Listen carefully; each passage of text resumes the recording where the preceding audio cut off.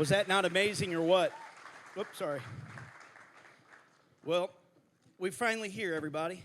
We're finally here. Are you glad we're finally here? It took a couple weeks to do this, but to figure this thing out. And if you didn't know, my family's on stage with me today.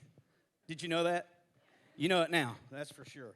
I told you I'm refreshed. I'm wired up. I'm fired up. I don't even know where we're going to go. Are you ready? You guys ready? Yeah. Check your mics. Make sure they work. Hello? Check. All right, they're all working. Check. So let me set this up. Originally, we wanted to do this because we were talking about parenting. We were talking about spanking. We're talking about discipline and stuff like that. And then a couple of these guys got sick, and we couldn't do it. And so we're doing it today. And what I did is I kind of restructured some of these questions. I will tell you right now, this is not easy for these three to be up here right now during this talk. Because we're going to be real, we're going to be honest, we're going to be vulnerable. Just to kind of give you an example, we were back in the office kind of going over how this was going to work, and Zoe says, I need to find out how to answer this question because I don't want it to come off a certain way. And I said, stop. I want you to answer the question in whatever way you want to answer the question. We are not going to be offended at whatever they felt like in this family of us raising them, the way they, in the home that they grew up in, any of that. I want you to know that we want this to be as real and raw as possible. So I don't know, it may feel a little uncomfortable on some of the things that we talk about. I don't know. I think you'll be encouraged by a lot of the things. I think you'll learn something from these things. And if you have a question for us, any of us, then you can text it to the number that's on the screen, and we will try to answer those questions. But trust me, I have a lot of questions that I gave these guys. We know none of the answers to. They don't even know the answers to them. But I wanted them to be prepared. They're probably getting their phones out and getting ready. So, without further ado, Aaron, I'm going to let you start with the first question. I know we got our notes in here. We got to look at these notes. And look at me. I'm not even got my mic on. Go for it. You got the first one. Yes, I do. So this one's for Zoe. And how did you feel growing up in our home? Were the times you felt particularly supported or misunderstood? So there was this one moment that I specifically remember because it was like a time in my life where I was in college and I felt like I needed to go to college because I was the only one going to college out of the 5 of us. And I was the youngest, so I was like, I'm going to do this. I'm going to get through this. I'm going to graduate. Well, I remember it was my second to last semester before I graduated. And I just sat in my car after class and I just cried because I was like done. Like I couldn't do it. I just was overwhelmed and I hated school. I just hated it. And honestly, I only went for soccer because I got a scholarship and I wanted to keep playing. So that's really why I went to college. But and I just remember calling Mom and I was just like, I can't do this anymore. I want to quit. And it's silly to say because it's like I only had 1 semester left. I only had a few credits that I needed to do, and it kind of felt silly quitting like a semester before. And I just remember not feeling judged or like you didn't try to convince me to keep going. You let me stop, like because you saw how it like hurt me and like just did to me. So that's just one moment where I just really remember feeling supported and not, judged. So. Okay, so. And all of us only have a 12th grade education, in case you're wondering. So that's encouraging for all of you to know that this entire pastor's family up here only got a 12th grade education. That's part of the Gaszak culture. And trust me, I barely made it to that. I was a C average student, barely. The life of ministry. Okay, so let's start. Let me start with one that I think a lot of these might want to are curious about. It's about family traditions, and I think all of you have a little something to say about this. So, is there a particular family tradition that you always look forward to? Yeah, I mean, I think for me, something this is somewhat newer in the last 4 or so years, but not really. I mean, it's new in the way we've done it, but we've always taken family time really seriously, but especially in the last 4 years, our Sunday family time, whether it's just us five or now it's us five plus, our significant others. And so, or our entire extended family, we do Sunday family days every single Sunday. And it's cool after the weekend, after church, all that kind of stuff, just to be able to get together, hang out, and just kind of chill out and start the week that way. So connected, we're really close as a family, and so that's something I really value and I kind of want to model with my family going forward. Anybody else? Christmas and Christmas Day. Only You because. took mine. Go ahead. Well, what about it specifically? Find another one. I want to do that one. Go ahead. So mine, it's Christmas Day, and mainly we just we open presents or whatever, and then we all go to a movie after that, a nighttime movie. So so that's what I like to do, and that's probably something I'm gonna do with my family one day. So yeah. Fine, I'll do the day after Christmas. We go shopping. Leave it up to Zoe. Go shopping. We take the money that we got from Christmas from them, and we would go to the mall. And back in the day, we would go all day. We would shop till we drop. Okay.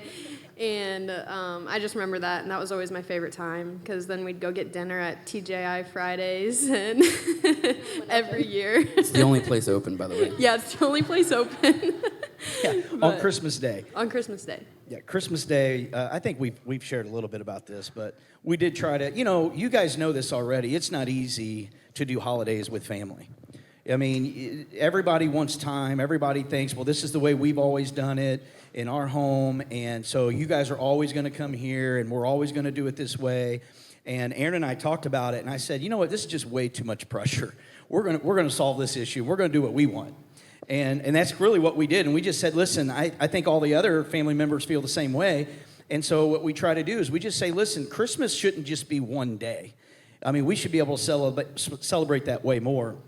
And what we chose was to pick a day, either the week before or the week after. We always try to do the week before with her side of the family, and then the same with my side of the family. And we do that as our big family Christmas. But for these five, and now the plus one, or I guess I can say plus ones, they're married now. We try to do Christmas a little different. And one of the things that we did growing up when they didn't have plus ones was on Christmas Day, we have a nice breakfast that my wife would make, well, both of us would make. And then we would open gifts, and we would, kind of relax for a little bit. And then in the afternoon, we'd find a movie to go to, and then we did dinner after the movie. Sometimes it'd be dinners at the movies, the dine-in theaters. But after COVID, that didn't happen much, and so we would go to a restaurant. Well, usually the only restaurant open was either Denny's, IHOP, or TGI Fridays. Trust me, we know. But every time we enjoyed it. It was a great time. And then, of course, like Zoe said, the next day they would go shopping with their money. And we used to go all day when we were younger. Aaron and I, when we were younger, we could handle it. But now I hate shopping. I used to love it. I hate it now. But we still do it. I think it's a cool family tradition for sure. So when you got something you want to say? I was just going to say we also only get 3 gifts, like the wise men gave Jesus. So, in case you're wondering, 3, 6, 9. There you go. Well, it's true. It's true. They only got 3 gifts and then money. That's kind of what our deal was. And because we wanted them to know that Christmas is not all about the gifts.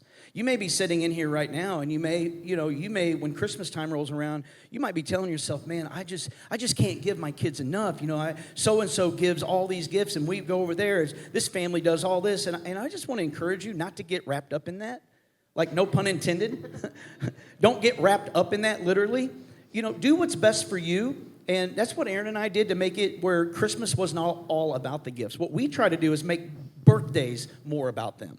That's their special day. Christmas is about Jesus and what he came to do, not about us. And that was just our thing that we really tried to stick to. And actually, Aaron is the one that really kind of pushed me into doing that and really coming up with that idea. Not to belabor this, but it really came from when we were struggling with our finances and the kids were little.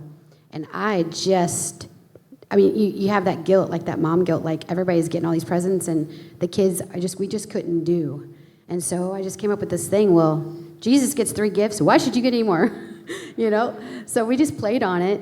And honestly, as the years have gotten better and God has literally blessed us, we still do the 3 gifts, but we just started the money. We put that on the tree, so it's not technically a gift, but it's on the tree. So anyway. So I'll add one last thing. So when it comes to the money, we set a certain budget for each child. At this rate, they're all get the same because they're all adults. But before, it was based on age. Out of that, let's just say it's $300. Out of that $300, we would purchase the 3 gifts. Whatever was left is what money they received. So it wasn't like they got the 3 gifts plus the additional. It was literally we set a budget for each one, and it just made life a lot easier for Aaron and I, and then that whole deal. So let me ask this. I think Austin and Zoe want to answer this one. What values do you think that we emphasized the most while you were growing up? Can we go ahead? Yeah, I'll go. Go ahead. I just remember you guys always implementing to take the higher road. And I struggled with some things in high school. And you guys always just told me, don't let it affect you. Just take the higher road. Don't react. Like, just take the higher road. And as hard as that was, I now see the blessings that have come from that. I see how my life has been blessed from taking the higher road. And, yeah, I just always remember you guys saying that because, I mean, people come at us every day. So it's like you have to take the higher road or else you won't be living the good life. So, yeah. Yeah. No, I can agree with that. I think early on what stuck out to me, I think the central theme would be obedience. And not in like a weird, bad way, but like, you know, being obedient is important because if you can be obedient to your parents, then that's modeling the obedience that we should be having for our Heavenly Father. And so by the age of 6, I had Ephesians 6:1 memorized. And like they'd do like scripture shootout drills, you know. What's Ephesians 6:1? And I'd have to say it. So that's and that. then get dressed. And then get dressed. But and I think the other thing would be just spending time with God. I think that was always drilled into me from, you know, I'm the first child, so they were way more rigid with me. They were more, you know, strict, whatever you want to call it. They were. And that's why I turned out the way I am. So, but if you come to my house, everything is like neat. I got my shirt tucked in, you know, that's the first child syndrome. But I would say that, and then I would say spending time with God, which has kept me through my whole life, you know, and I think that I attribute that, which I'm not perfect at it, none of us are, but I think I see the value in that more, and we're not better than other people, but we're better off than other people because of that value, or at least I am. Yeah, that's good the way you say that because that's happened to me growing up when my friends, I just went to a class reunion yesterday, had a good time. Aaron got to go with me, and it was our 30-year class reunion. And that's one of the things early on whenever I decided to start literally living my life for God was a lot of my friends just started looking at me differently. And I had heard things like, you just think you're better than us. And that really bothered me because that definitely wasn't my heart at all when I was in that phase. So I had talked to somebody about it, and then they said to me, it's not that you're better, you're just better off.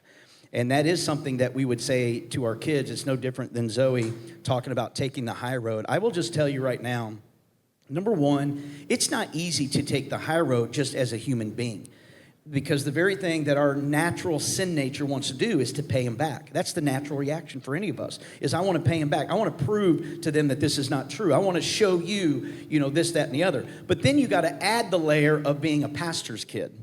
Anytime that you are on this stage and you have a title pastor or a leader even in the church, then the kids also get held to that same standard. And it's really not fair to the children of pastors. And this is one of the reasons why you see a lot of pastors' kids go AWOL, is because there's such an expectation put on them to live this perfect Christian life, even though a lot of people don't mean to do it. It's just the way it is. And therefore, I know these guys have felt that pressure before, but that is one thing that Aaron and I would say to them is, don't you dare take on that, because that is not how we feel. And I would also tell the church, don't you put that pressure on my children. They're not in this position. It's not fair to them that you, the church, would put the pressure on them to have to live a certain way when they didn't ask for this. They're not the ones that chose the position of being pastors. And so it made it hard. But at the same time, Aaron and I, we worked hard at trying to instill values into our children. And I love hearing her say that, take the high road. That's one of the things that I think a lot of people need to learn to do in life, is just take the high road. Don't allow people to have control over you that much where you are constantly miserable. We have to move on from it, and it's not easy to do, but trust me, it's rewarding when you can do it. And then people really do get to see the trueness of who you are, and that you do really have Jesus living inside of you, because it takes a lot of confidence in God to help you get through that. That's right. Well, I've got one for Doss. Is there a specific lesson or advice that we gave you that has stayed with you? Yeah, it's called, there's a saying called, show me your friends and I'll show you your future. So it was a big one for me, because back in grade school and high school, most of the friends I hung out with weren't into church and stuff. So I was on that kind of line of like, should I hang out with them or should I not? So, and it was tough because they were my friends. So, yeah, and I wanted to hang out with them, but they always gave me the decision to do what you want, but and then make your own decisions. So I did, and some decisions weren't right, some were good, but yeah, that's something that's really stuck out to me, and so yeah, I appreciate that. Show me your friends, I'll show you your future. I'm sure all of you can relate to that with your own children. It really does matter how you navigate your kids through these friendships. And it's crazy, because I posted a video of how many of you would let your children sleep over at somebody else's house, and that video went a little bit viral, believe it or not. It has over 200,000 views, and I don't know, 400 comments on it of people just having different views. And one of the ironic thing is, listen, we didn't allow our kids to sleep over at other people's house very much, even at that age. It was literally like maybe two couples, and we felt like we trust them. But the struggle is, the statistic right now is 93% of sexual conduct for a child happens with a family member or a trusted friend. It's not with strangers. It's with the people that trust them the most. That's how it happens. They get so much trust built up. And so when I'm looking at all these comments, and some of them are terrible. Like, I've had a guy just try to shred me on there, and that's where you have to take the high road, because you want to just lambaste people for such stupidity and ignorance. I'm dead serious. There's just pure ignorance in this world. You guys know this. But at the same time, we tried very hard to navigate our kids' friends as much as possible. But at the same time, I say this all the time, you have to let your kids fail. You absolutely have to let your kids fail. If it's not unethical or, morally against God's word, or illegal or legal, whichever you want to look at it, those are the three areas we would say something. But if it's just a decision that is just maybe it's a dumb decision from our perspective, or it's just not a wise decision, we would let them make the decision and find out how dumb it was. Austin has a story. Yep, I got a couple. Talk about the one with Christmas. With Christmas. Oh, so back to the money thing that we got. This is not in the script, by the way. We'd go shopping, and so there's three different personalities here. Zoe likes to delay the shopping, spread it out equally throughout the whole day so she can be there for 8 hours. Dawson would walk around the mall and just look at stuff and take notes of what he wanted, so then he'd come back maybe later, and most of the time he would never spend any money at all. And then here I am. This was when Abercrombie was big. Anybody remember Abercrombie being like the thing in school? Okay. So I wanted to be cool, everybody does. And I got like $100 that year or something like that. I was like, I don't know, 4th grade, 5th grade. And I went into Abercrombie, and there was these jeans that were shredded from top to bottom. You know what I'm saying? Like ripped up, but more than Dawson's or more than even Zoe's. $85. And so I don't even know if you guys were around to tell me. Oh, yes. Yeah. Oh, yes. I don't know. But I decided to go for it, so I did. And then I was mad the rest of the day because I had no money left to even buy lunch. And the best part about it, like next year, he grew out of the out jeans of and he couldn't even wear them. So that's just one example. I forgot about that until you said it. So he didn't listen, but I want to tell another story about Zoe where she did listen. And she wanted these Adidas. What were those Adidas shoes called? NMDs. No. Anyway, I don't know the name of them. I can't keep up with all the names. But we were inside a Foot Locker or whatever, and she wanted these shoes so bad. And it was before Christmas Day when we go shopping. She had money from other people, and these shoes were $85. And I said, Zoe, why don't you wait until after Christmas when we come? That's when all the sales happen. Trust me, you never know. You might be able to get these shoes cheaper. And she's like, she didn't really want to, but she waited. We went back after Christmas, and those shoes were like $20. The same pair of shoes. And so I told her, you know how I say about in Deuteronomy where you're always supposed to be teaching your kids these lessons all the way out through life? So that was a lesson. And then afterwards, I told her, I said, you want to know what? I believe that God blessed you because of your patience and waiting. I really believe that. And I believe the same for anybody, honestly. If you just wait it out and just trust the Lord, and I know it sounds corny maybe, trust the Lord with a pair of shoes. It's not about that. It's more about being a good steward of God's money. That's what this thing boils down to. You got to look at the real principle of why we're teaching these things and not look at the actual product. It's no different than Austin.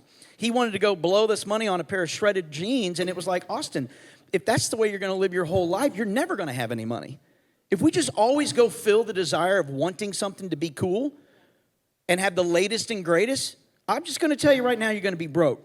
Because we buy things we don't need to impress people we don't even like with money we don't have. And that is what has been in our family from day one. We had one that got it wrong and one that got it right. And actually, Dawson also gets it right sometimes. Yeah, he does. Because he doesn't like to spend the money until he knows that he knows that he knows, which frustrates me because I'm like, dude, just make a decision. Yeah. Right? But he knows what he wants. So, I mean, there's a lesson in that. I'm still broke. I'm kidding. He's still learning. I'm kidding. Oh, my goodness. You have one or you want me to go? Yeah, no, I just wanted to jump to the next one on whoever wants to answer this. What are your thoughts on you being spanked? On what? Oh, being spanked. Oh, this is a good one. I'm glad you spanked me. I mean, I was spanked probably the most. Oh my God! I just my butt cheeks are still calloused, but I'm for real. I was spanked a lot, and because I'm just rebellious, And but you asked this. I like to look at it as strong-willed. Strong-willed, Leader. Yeah, whatever. But I just defiant, whatever. But even on the radio when we were talking about this, another question you would ask with that was, do you remember the last time you were spanked? And I honestly don't. And so a lot of the argument with people is that when you spank your kids, it makes them more prone to anger. It makes them more prone to violence. It makes them more prone to all of these regressed thoughts and feelings. And I don't feel that at all. Being somebody who was spanked, I had anger issues for other reasons. You know what I'm saying? And so I'm still working on that. But I genuinely, I'm glad you did it. I didn't like it in the moment, but that's something that I do think, depending on the person, depending on the crime, whatever you want to call it, I'm thankful that you did. Yeah. I just want to say I was not really spanked. I think she might have needed more. I was Okay, here's the way this works. better. Last child. The first one, you drop the pacifier, you boil it in water, you give it back. The second one, you just, maybe rinse it with water. The third one, you just, right? You don't even care after the one. Who wants to watch the kids? Anybody. But the first one, you ain't letting nobody watch them. So It just gets less and less. We all know. Yeah, And but she was my favorite. rightfully so. Hey, don't act like you don't have a favorite child. Your favorite daughter. All of us have favorite children. Anyways, I just also want to say, like, obviously in the moment, nobody likes it. No kid wants to be spanked, but it taught us boundaries. It taught us to be respectful, and now I can say that I'm thankful for the spankings that I did get. So, Yeah, and I do remember a time we actually used to record our times when we'd like decorate the tree, like the whole room. You know, you like record the whole room just for memories. I remember when she was little, she would constantly walk by the tree and she'd be like trying to, you know, she's toddling. She's touching it and he's like, no, no.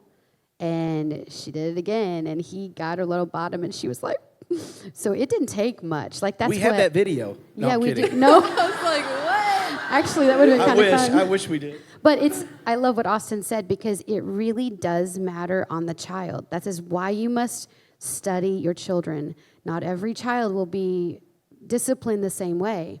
Dawson is more of a touch guy. So I remember one time Jason, he got onto him and kind of like pulled him and it's like it broke him. He just went and then Austin, he said something to Austin one time, broke him. So his words mattered with Austin, touch mattered with Dawson. I'm not sure what mattered with you. I think it might have been the both.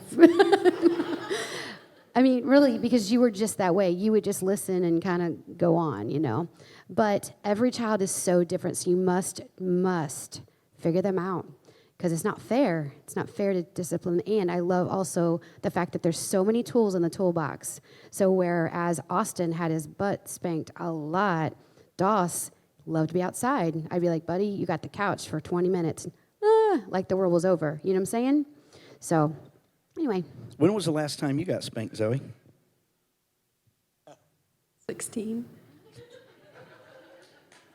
16, baby. I don't recommend it. But trust me, it was needed. Tell them why, Zoe. I snuck out. Twice. That's all you did? Just sneak out of the house with, like, Julie or... What? You didn't just sneak out of the house with a girl. You don't have to say their name, but Yeah, No. don't say his name. A boy. Yeah, she snuck out of the house with a boy at like 2 a.m. The first time it happened, because it happened twice, I thought I would just share this story. The first time, I felt like I was in that movie Taken. When your daughter gets taken, my heart sank, like for real sank. I'm not joking. Then I went into Liam Neeson's mode. I will hunt you down, I will find you, and I will kill you. Dawson went with me. Yeah, that was scary. He Not was the gonna lie. investigator. He's the one that actually saw it. Here's the funny part. The dude, I go, you got his number? He said, yeah, let's just call him. He didn't have my number, so when I called, the dummy answered. I said, dude, you got 5 minutes to bring her home or else. And then I parked behind the school bus, waited for him because he came. And then I blocked him in. Well, it's because I was at the little daycare, remember? Oh, yeah. Parked behind that little short bus so he couldn't see me. And when he came into the house, I blocked him in when he couldn't leave. And you guys have no idea. I was a pastor at the time. Yeah. I would have been all over the national news if I wanted to do what I wanted, if I did what I wanted to. But I didn't. I did what Zoe said earlier. I took the high road and just gave him a butt chewing. And then I went in and gave her a butt spanking. And then it happened again. yeah. That time I found out. Yeah. She had her pillow. This is like a movie. She had her pillows under the covers, and I went in to go get some hangers because I How was doing original. laundry at 2 a.m. And I flipped the light on. She didn't move. I'm like, that was weird. And so I went back in. I ripped the covers back, and it was a body pillow. Yeah, So that time, not good. same young man. Should have got him the first time. Anyway, I knew where he was. And I went outside the house, and I told Dawson, he went again. I said, No, he didn't. He's always the Dawson's snitch. like, Co-pilot. you know if you go in there, Dad, it's going to be bad. I'm like, oh, you have no idea. So I thought, I got an idea. Let's go to the police station. So I went to the police station. I told the guy exactly what happened. He says, and she wasn't answering. But at the time when he said, okay, we'll go over there, she called and said, I'm actually down at the football field. This dude drops her off at 2 in the morning at St. Clair football field in the middle of there with nobody around, which I wasn't very happy about. So the police said, you don't go, we'll go. And I followed them there, but they went lights and siren blazing down there, zooming down there, and all she saw were these cop cars show up. And they said, young lady, what are you doing? She said, walking. Anyway, I should have had him arrest her and put her in the cop car, but I think she got the lesson because Okay, it never I happened didn't do ever. it after that time, okay? I quit. I was done. I was embarrassed enough. I was done. It was rough. I learned my lesson. Well, that's I'm it, just guys. thinking of another Just story. thinking about, okay, we got. They're all coming up in my head. Okay, so where do we want to go? That's awesome. What was it like being a pastor's kid? Let's start with that. We should have started with that one first. Will? What's it like? I mean, you're at church every Sunday, whether you want to be there or not. As a kid, we were in, we had, back in the day when it was Victory, we had I'm pretty sure we had 8:30, 10, and 11:30 services. So we were in there every Sunday, every service, and we were the ones that got picked to come up and be the example in front of everybody, the kids that it was their first time there. You're the first one there, last one to leave. So you learn to get comfortable doing whatever and wherever, and that's early on. Eat all the snacks. Eat all the snacks that, but that's, yeah. The communion. As far as growing up, Wait, the I think that was communion, Ashley that's and I. your day. Yeah, back in my You day. didn't- Yeah. The communion stuff we have now, you don't want to eat even when it's communion, so. We But actually had crackers. it's like a styrofoam wafer, but no, I growing up, as you're growing up in that as at different phases, I would say when you turn to be a teenager, that's when it starts getting a little crazy when it comes to what people, how they view you, and how what they expect of you. And there's certain things, you shouldn't be doing that, but then on a unique perspective for me is I started working at the church. And so now I'm not, when anyone ever introduces me to somebody, I am never, this is Austin, this is Pastor Jason's son. So I am in his identity, whether I want to be or not. And so that's kind of interesting. It's something that maybe not a lot of people think about. I am a person. I do have my own life, and it's not like I get offended or anything, but it's just, that's interesting, This is Pastor Jason and Aaron's son. I'm like, oh, cool, yeah. So just little things like that. There's pros to it, and then there's cons. There's some people here that you get away with whatever. I couldn't get away with anything. It's some churches, the pastor's kids, they're like, He had more than 2 eyes on him, trust me. oh my gosh. The whole yeah. church's eyes were on him. And I remember specifically, I was in 6th grade. I just started dating this girl. And 6th grade, dating, whatever. I just liked her. And I tried to kiss her by the buses. I did. I was successful in kissing her. But they had, I swear on they were youth pastors at that time. So they were at the school every day eating lunch with people. And they had teachers on their payroll, man, ratting on me. And I remember getting home one day and they'd be like, so how was the kiss with so-and-so? I'm like, what is going on? So that teaches you to be secretive. You know what I'm saying? That teaches you Be to go. sure your sins will find you out. Be sure your sins will find you out. So just stuff like that. I think there's good things. There's things that I've been exposed to that maybe not a lot of people have been exposed to. I think I've seen how a lot of the behind-the-scenes things happen, which is awesome. But then you've got the other side as well. So that's kind of my take on it. Zoe? I loved being a pastor's kid. I always thought it was fun to be a part of everything, knowing behind the scenes, that whole thing. Growing up, when we were at SOS, you guys weren't technically pastors, but the executive pastors. But the pastor that was there, his daughter and I, we always hung out. So that was our time. We loved it. We loved hanging out. So that was always fun. But there's obviously cons. I always felt like I was especially moving back to St. Clair. When we lived in Fenton, it wasn't so much like this, but I always felt like I was living in a fishbowl. I mean, I still do, just because everybody's got their eyes on you. Everybody's always watching you. They're seeing what you're doing. And sorry, I wrote this down because I would forget. They're waiting for you to mess up, basically, is what they're doing. And as kids, that's really hard because it's like, you're a kid, you're going to mess up. You're a teenager, you're going to mess up. And I don't think that's fair to put that on us because, I mean, the adults that are watching us, waiting for us to mess up. So it's like, it's not fair at all. But I always feel like that was put on us as kids. And also, like, people are like, oh, so you're a pastor's kid, you should know the Bible word for word. And it's like, no, I'm a human. Like, I have struggles, you know. And so that's just one thing that people have said to me before. So it's just, you know. It's not easy. So No, on it's that, not. oh, go ahead. To me, being a pastor's kid, it's like a love-hate relationship with me, like, because I love it at the same time, but I also hate it because, like Zoe was talking about, how everybody puts you all the way up here, and, you know, we're all down there with you guys, so it's hard, very hard, so. This question came in through text, and it kind of goes along with what we're saying. It says, how hard is it to live in this small town, go out to the grocery store, for example, and handle harsh remarks about the church? Yeah. Well, you know that we have all been a part of some type of social media war out there on you guys. So what, answer that question. How hard is it? I think for me,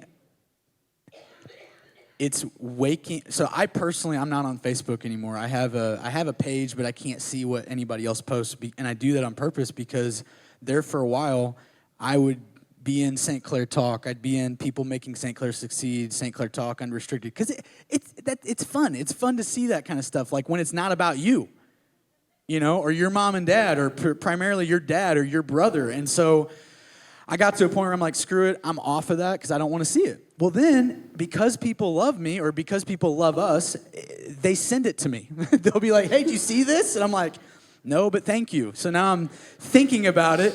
And then what's crazier, and keyboard warriors, right? So you see what they say about you online, and then you go to the grocery store or you see them driving down the road, and they'll just be like, hey, or they'll see you in person, be like, hey, how's the church? How's everything going? How's your mom? How's your life? And it's like, seriously?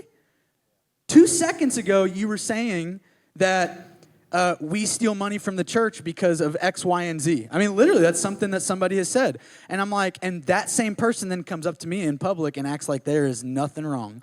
And so anyway, you just gotta, I don't know how to explain the feeling. It's very weird. It's not easy. Did you? I want to respond to everyone who just tries to bash us. I'm like, you're wrong, you're wrong. But obviously taking the higher road. But yeah, it makes you mad, but you can't do anything. Then you responding makes them do it even more, so it doesn't matter. They're going to do it anyways. They're going to think what Their they minds want. are already made up, so. Yeah. We like to just ignore it. Honestly, it's the best I read route. it, but I don't respond. Yeah. Just ignore it, because, you know, then it doesn't get in your mind, just doesn't, and people know what's going on, but we just ignore that and keep Remember going. the guy on the boat that used to tell me I was number one every time he'd drive by?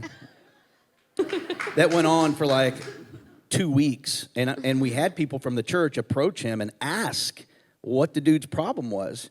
And he said it. He said, I think he steals money from the church. And he's like, well, do you know that? And he said, no, but that's just what I heard. And so he's like, well, okay. So then somebody else asked him, do you even know him? He said, no. And the guy's like, well, you probably ought to get to know him. Well, I'm saying all this because Aaron had to keep encouraging me not to do something. Because what I want to do is actually drive up to him and ask him what his problem was.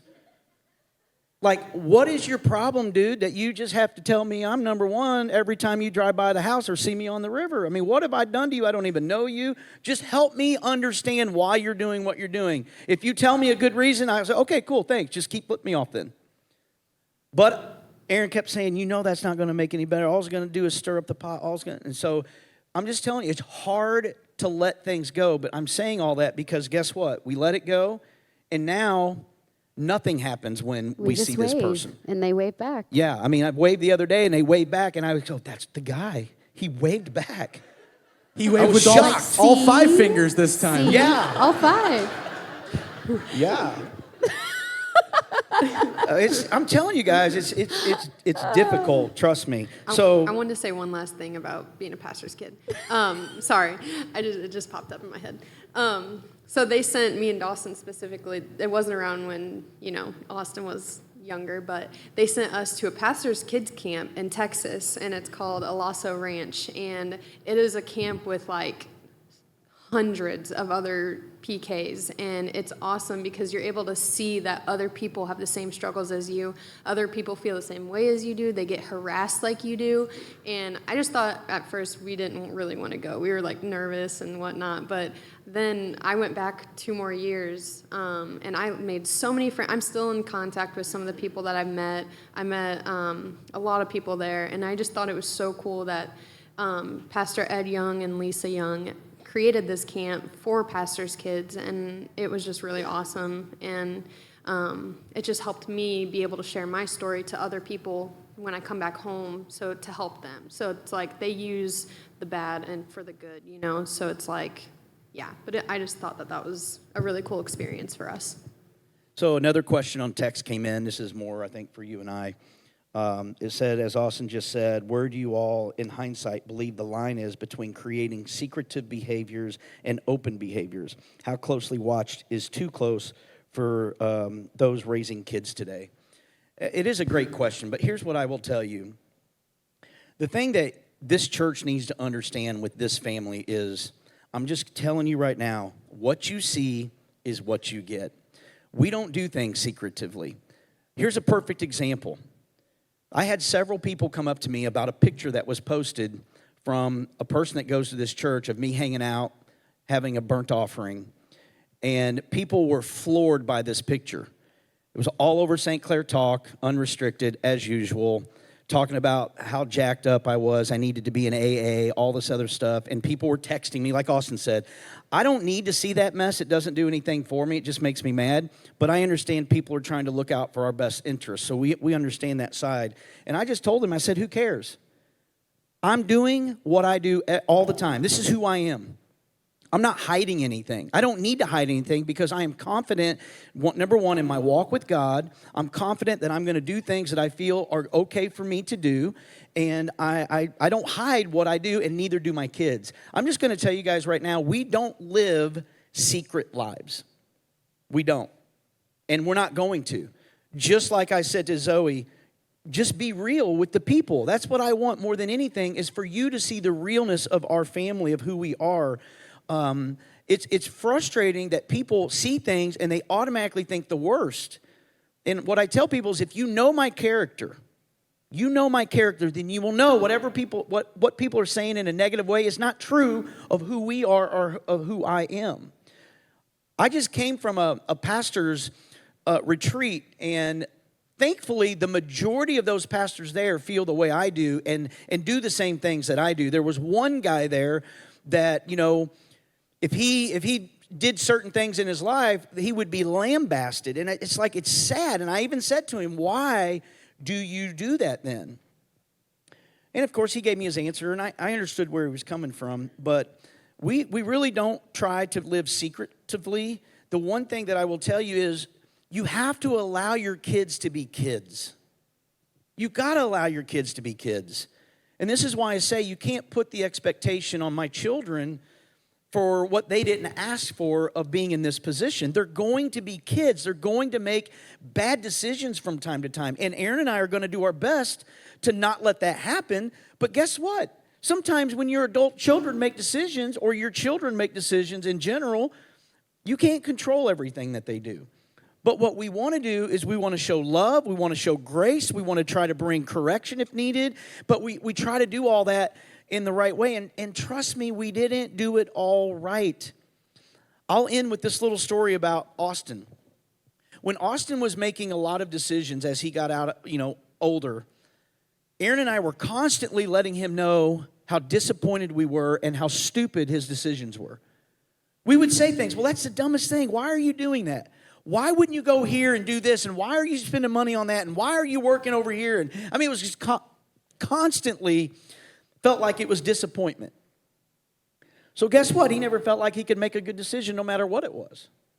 And then it got to the place where he wouldn't even tell us his decisions because he didn't want the wrath or the fear of one of us saying that's a stupid decision. And and he told the story that, I knew he was doing something he shouldn't have done, and I brought home a drug test, and I was so angry, and I put it in front of him at the kitchen table, and I said, you got two choices. You can pee in the cup, or you can pack your stuff up. And he said, what? I said, I was pretty clear. Pee in the cup, or pack your stuff up. He said, okay. He went downstairs and packed his stuff up. And I knew in that moment what had happened. And, of course, Aaron hated it because our son left. And he didn't come back for 6 months. And I'll tell you, it was the longest 6 months of our lives because all we wanted to do was care and try to help. Because guess what? In those days, smoking pot was illegal. And he got around friends that were doing this, and so that's what he did. It wasn't all the time. It wasn't like it was this thing. It was just, for me, it was enough because I said, first of all, it's illegal. It's illegal to do. So you shouldn't be doing it. I don't care if it's good for you. If it's illegal, we shouldn't be doing it. And so during that time, Aaron and I, it was like God spoke to me and just said, listen, you are constantly telling your kids how disappointed you are of them. And they're going to start hiding things from you because you never approve of anything they do, even when it's things that don't even really matter that much. And so I went to Erin and we talked about it, and I said, babe, we got to change this. And she agreed. And so we started changing it. As hard as it was, when your kids are making decisions that you don't think are good, but you support them anyway. And that decision, Austin came to me after he finally, he didn't quite come back, but he did come to me and said, man, I really would like your blessing about moving to Jeff City. And it was with a friend that got him into the position he was in. And man, in my head, I'm like, this is the dumbest thing I've ever heard. But I said, you know what, Austin, I think you know how I feel, but if this is what you want to do, then we're good with it. And so we packed him up, we took him, helped him get in his new place. And then it was about 6 months after that, he called me and said, Dad, I want to come home. And you know what we did? As a family, all of us immediately took the church van or the trailer, and we drove up there, and we packed all his stuff up and brought him back home. And I never said a word to him like, I told you so, and if you would have just listened to, and none of that was ever said. All I said was, I'm glad that, this is the decision you made, and I think it's best. And from there, it just got better. So I want to just encourage you parents. If there's anything I can say today, man, we have to figure out a way to support our children in ways that we may not fully agree, when they make decisions that we may not fully agree with. Your children will learn eventually. They will eventually learn, and that's where you trust God. I mean, if you're trying to do what Aaron and I did, the Bible says, train your children in the way they should go, and they will not depart from it. If you can stand on that right there in itself and trust the Lord that you did all that you can, listen, we're not perfect. Trust me. We've made a ton of mistakes. But at the same time, we really did try to do what God wanted us to do. And I can say today that all three of these guys are in church. They have a strong relationship with the Lord. They've married great people. And we're stronger today as a family because of what we went through, what we've gone through, what we're going to go through, all that stuff, because they and we have a real relationship with God. We're not perfect, but we're real, which is what we want our church to be. We want our church to be real. We want our church to have great relationship with their kids, and that's what this is about. And it's not easy getting up here, and believe me, I have about 15 more questions, and I have more coming in, but we don't have time in this experience to keep going. So what I'm going to do is in the next experience, if some of you want to stay, we'll answer some new questions. We're going to repeat some questions, so just so you know, we want the second experience to hear some of the questions we're asking. But what I need, and I know Aaron can say the same, is what we need more than anything from all of you is to be praying for us. Pray for your pastors every single day. Pray for their children, for our children every single day, because we are attacked every day by the enemy. Remember, we're not fighting against people. We're fighting against the dark forces of this world. The position is what people can't stand. It's not us personally. Believe me, if I was not a pastor, there wouldn't be one person in this town talking about me. They wouldn't care. They wouldn't care what I do, where we go, what kind of mess we're in. It wouldn't even be on the radar. But because of the position, because they know that the position has power in reaching people, this is why the enemy does that. So we know this, and this is why we've stood our ground. This is why we are not going anywhere. We're going to stay here, and I'm looking forward to the future of my family being involved. I'm looking forward to the future of all of you being here with your families and grow this amazing community we have to reach more people and just have this real, authentic relationship with God. So let's pray. Father, we just honor you. We thank you so much for allowing us this opportunity to be on the stage and do what we do and just try to help people understand, Lord, that we just want to be real. We're not perfect, but God, we really are trying hard to do what you want us to do. We're trying to lead by example. And Father, we just ask that whatever we've set up here, if it helps somebody in this room, anybody listening to our voice, we thank you, God, that you're being glorified because it is all because of you, of why we are where we are, in our struggles, in our success, the whole thing. So, Father, thank you for this, and thank you for the people in this building. We give you praise in Jesus' name. Amen. Well, give my family a hand. Thank you guys so much. Next week, I'm starting the series on James, the book of James. It's the most practical book in the Bible. You're not going to want to miss it. So come next week. We'll start with week 1. Have a great weekend. Whoop, whoop, the Roots Takeover. Kids Takeover. We had a great time, for sure. It was so neat to see the kids leaders up here. Aaron and I, well, really she, gave our children's pastors a shout out and text them the video of her winning the game, which was not fair. She said, out of the 100 times we played, he's always beat me until now. And I still have not heard the end of it. Absolutely true. I even sent that video to our old children's pastors. Oh, great. Just keeps rubbing it in. They're like, how could you lose, Jason? Either way. Well, as you can see today, we have our family up here. Our kids are with us, and we tried to do this several weeks ago. Didn't quite work out because a couple of them were not feeling well. So here we are today. You know, our goal is to really just be open about, you know, who we are as a family in this community. It's very challenging to be a pastor in a small community and to raise children in that community, to have the spotlight on them and the expectations that a lot of people have. And really what we want to do is just share some of our stories, some of the goods and the good and bad, and really what it was like, right, to be a pastor's kid.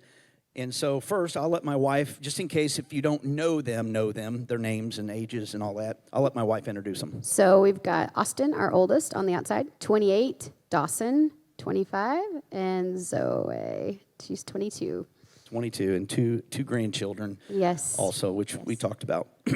So let's just start. We've had people text in some questions, and so here's what I will tell you. Because we've had so many questions, what we're going to try to do, we prepared them for some questions because it's not easy being on this stage talking about what we're talking about. So we prepared them. We didn't know the answers in the first experience. So what we decided to do, we're going to ask a couple questions, the same ones from the first experience, but we're going to ask a lot of different questions in this one. So in that, if you want to know all the questions that we've asked, you can go back and rewatch the experience from this weekend, and they're going to actually cut and paste both experiences, even the third experience, Monday night. We're going to cut all those and paste them together so you won't miss a question if you go back and watch, which I think is really important to do because there's no way to cover all the questions in 45 minutes. As much as we'd like to, we just can't. So what I would like to do is I've got 6 in the hopper that they've texted to me. The number's on the screen right there. So if you want a particular question after we're talking, you want to know more about it, just text us, and it comes right to my phone, and I will do my best to answer that. But the first question I do want to ask to start off is, tell all these people, and listen, this is the experience where everybody is in the world is watching. The world is watching right now. All 20 of the world is watching. We got people in Florida. We got people in, I don't know where. California? They're somewhere out there. They're all over the place. They are. So tell us all what it was like, and I don't care who goes first, or if you don't all want to answer, that's up to you. But tell us what it was like being a PK. PK is pastor's kid, by the way. You want me to go first? Yeah, you go first. Okay. Well, I think for me it looks a little bit different. Whenever I was growing up, we were Victory Church, and that was the only church that I ever knew. So growing up as a pastor's kid, as a young child, that looked like every waking moment we were at church. We had Wednesday night church at that time. We had at one point, we had 3 services. We called them services back then on a Sunday morning. And that meant that I was in all of the kids' services. So every single week, week in and week out, even on Wednesday nights, that's where I was. And so, you learn you're the first one to get there. You're the last one to leave. If you're in the kids' services, you are being called up on stage to be the example, to maybe tell everybody the rules. So you're constantly, it's like that. As I've grown up, though, that started to look a little bit different. And so, like, as, a teenager or a young adult, that started to look like people, as I started to drive and have a life of my own and things like that, that started to look a little bit different. And I felt like the eyeballs of everyone was on my life, whether it was social media, whether it was at church or even at school. I never forget, I liked this girl in 6th grade, and we were dating, okay? And my parents were youth pastors at the time, and so they were up at the school every single week. Every day they had lunch with kids at the junior high or the high school. And I decided I wanted to kiss this girl by the buses, And so I planted a nice little kiss, and later when I got home, I found out that my mom and dad had planted teachers, to be keeping an eye out on me. And so they reported that back to my mom and dad. That was really fun to find out. But you couldn't get away with anything. I mean, even if you wanted to. So there's the negatives. We had them on the payroll. Yeah, apparently they were on the payroll. There's some negatives, but then there's also some positives. And so I think for me, the coolest thing, I was thinking about this because we did ask this in the last experience, is the coolest part for me is that not only am I a pastor's kid, I'm more of an adult. I'm an adult now, just so you guys know. But not only that, but I'm a second-generation pastor's kid. And so seeing my grandpa do what he did, and now my dad and my mom doing what they're doing, and it's a family thing. And so it's really cool to be able to sit behind the scenes and just hear the war stories, to hear the good things, the bad things, what they've been through, what they go through, what we go through as a family, whatever that looks like. It's an honor, it's a privilege, it's something that we didn't ask for, but at the same time, I know that God blesses us because of it, and so I wouldn't have it any other way on the bad days, and especially on the good days, so. Yeah, I'll second everything he just said, but honestly, as much as back then when we were there all day, twiddling around, waiting for our parents to get done with meetings. It was honestly, I can look back and say that was like one of the best times of our lives. Like we had friends that were also pastors' kids that we hung out with while their parents were in the meetings with our parents. So, that was one of the pros. But I can say that growing up, especially in a small town, once we moved back and he became, the lead pastor, it felt like there were all eyes on you. It's like living in a fishbowl where people are waiting for you to mess up. They're watching every move. And honestly, you are naturally a influence in people's lives because of your parent or because of them. So I think that was really hard, especially as coming from the city where we were before and then coming back to the hometown. That was a hard transition, but so that's kind of how it was in high school. It got a little harder, but yeah. Yeah, you guys had it different than I did. I was never, well, I guess you guys were youth pastors when I was in St. Clair, but whenever I was in middle school or later in middle school and high school, we were in a bigger city, so it was a little bit more diluted than it is here. Yeah, nobody knew us. No. Yeah. Now it's like I'm at Country Mart and they're like, "Oh, guys, this is Austin. This is Pastor Jason's son." Yeah. I'm like, "Yeah, I'm not my own human being. I'm just their son. I'm a 28-year-old man-child, so it's all good." If that's you, I love you. I get it. Anyway. Dawson, anything, or you want me to skip? Being a pastor's kid to me, it's more of like I love it, but I also hate it at the same time. Just like Zoe was saying, with people always, like looking at you, looking at what you're doing, if you're doing something right, if you're doing something wrong. It's just, it just sucks sometimes. But I also love it because of, like Zoe was saying, also the memories that we've had as kids and hanging out with people like-minded in the same environment and stuff. So Going to a Lasso Ranch. yeah, Lasso Ranch too. But yeah, I love it. At the end of the day, I do.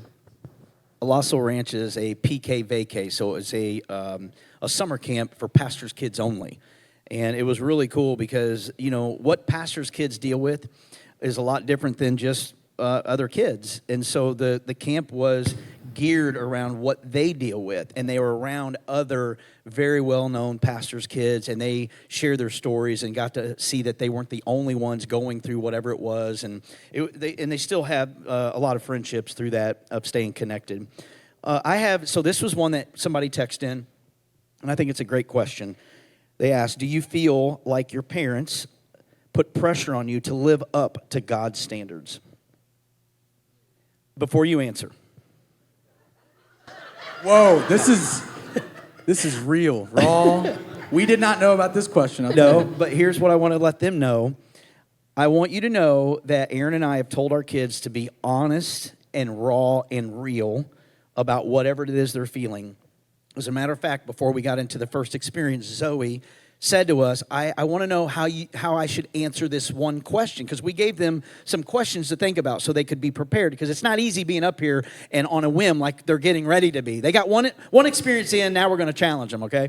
But I told her, I said, nope, I don't want to hear about it. What I want you to do is I want you to answer the question in whatever way. And she goes, well, I just want it to come, I don't want it to sound disrespectful, or is that the word you use? Something like that. And I said, nope, you're not going to hurt our feelings. It's not going to be disrespectful. And that is how raw and real we want this conversation to be. So obviously, Austin, I was only teasing you with the look. So be honest. Did you feel the pressure of us when it came to living up to God's standards? Yes. Early on? Early on, yes. Next question, no. I can remember vividly waking up early in the morning. I was the first kid, so everything with me is more strict. Everything with me was like, all right, we're doing it this way, and it was their first go around. We got to give them some grace. But I remember my mom pretty much, because they tried to drive the value of spending time with God, right? Because you should always spend the time with God. And one of those things that she held herself to was we don't eat real food until we've had spiritual food. And so there was a season where she was testing that on me. And so she'd be like, before you get to eat breakfast, you have to eat your spiritual food, which is being in time with the Word. And so that was very strict. And for the longest time, that pushed me away from being in my Word, because it felt very transactional. It felt very like I have to do this, and then God loves me. And that wasn't her intention, whatever. But then as I grew up, it kind of did tweak its way into who I was hanging out with, which is very important, and they can talk to that as well. Now, and being an adult into now, no, I don't feel that way at all, because I feel like there was a pivot at some point where, God spoke to them and was like, listen, unless it's unethical or immoral or illegal, then you got to let them do what they got to do. And I feel like that pressure now is on me, because it's my relationship with God. It's not my relationship with God through them, where it was at one point, and you got to be careful about that. So, yeah. Yeah, I was the last one, so you guys were a little easier on me. But We were wore out with the first two. yeah. We said, do whatever you want, we're done. But I will say, I do remember Mom, because she was our, sole caretaker. I do remember her making me sit down and do my devotional, and she wouldn't let me get up till I did it. So that, to me, now I think I struggle a little bit more, just because I feel like I was kind of made to do it. Kind of what Austin said, it's more transactional than giving us the choice to do it, and showing us an example by doing it in front of us, So that, I think, was a little bit of pressure on us to do. But it was all out of good intention, and now that I am an adult, I can see that now. But yeah, I think I struggle a little bit just because I feel like I was forced a little bit. But You were. But now, yeah. But now, I mean, let's be honest, they were. I mean, yeah. you're going to read. That whole train up a child in the way they should go thing. Yeah. We took that to a whole new level. It's worked. You got anything Yeah. else to add to that or not? You don't have to. Well, you can come back.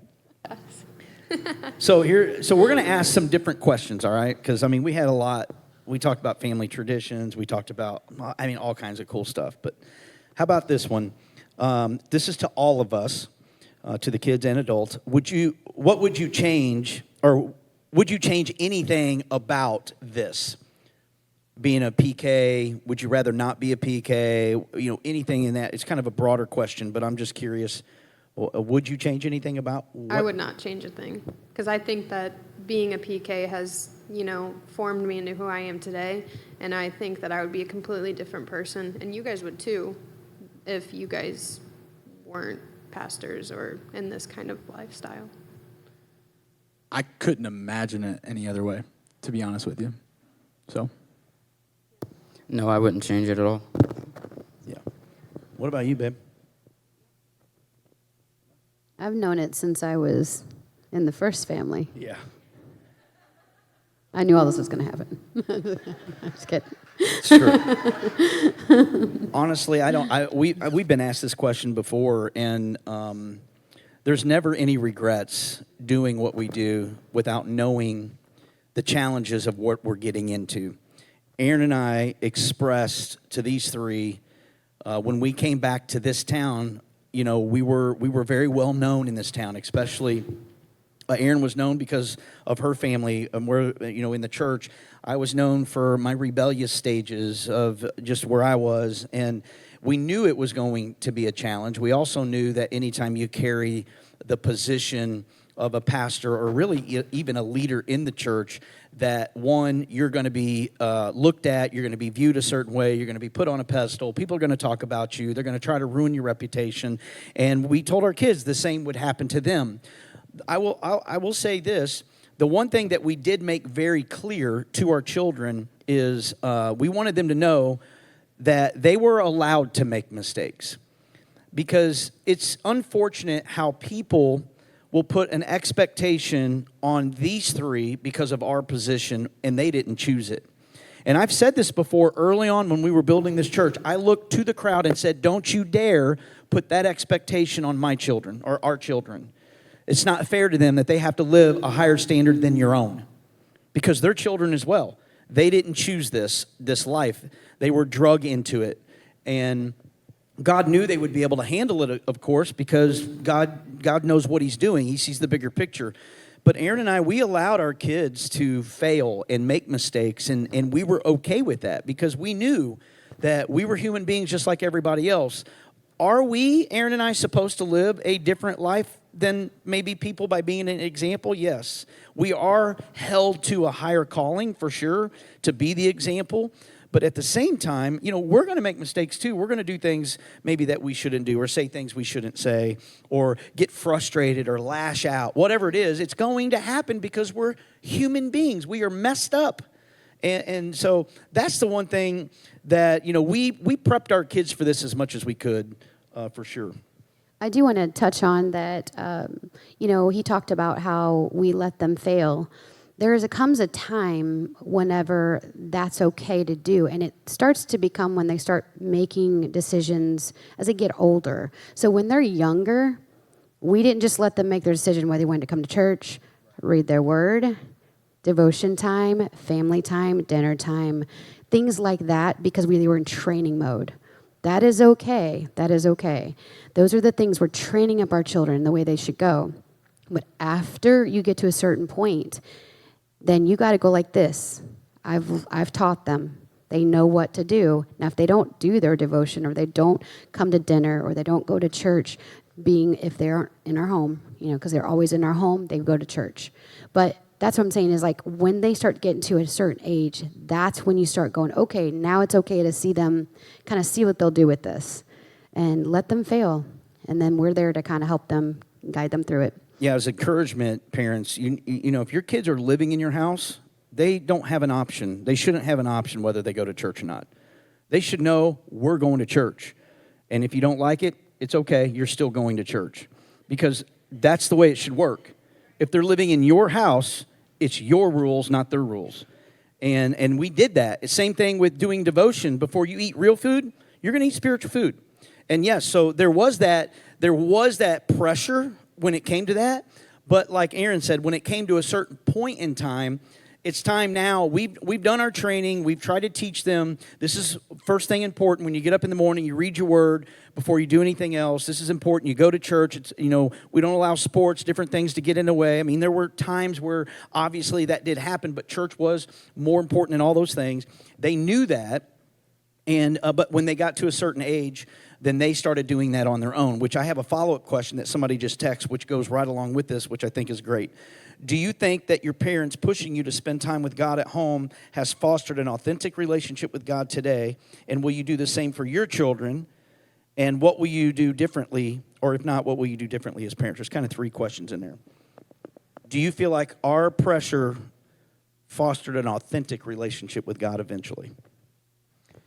Yeah, I mean, how are you supposed to understand the relationship that God is supposed to have with us if you can't understand the relationship with your parents? So, like, for instance, if you can't be obedient to your parents, your earthly parents, then how do you understand that God expects us to be obedient to Him?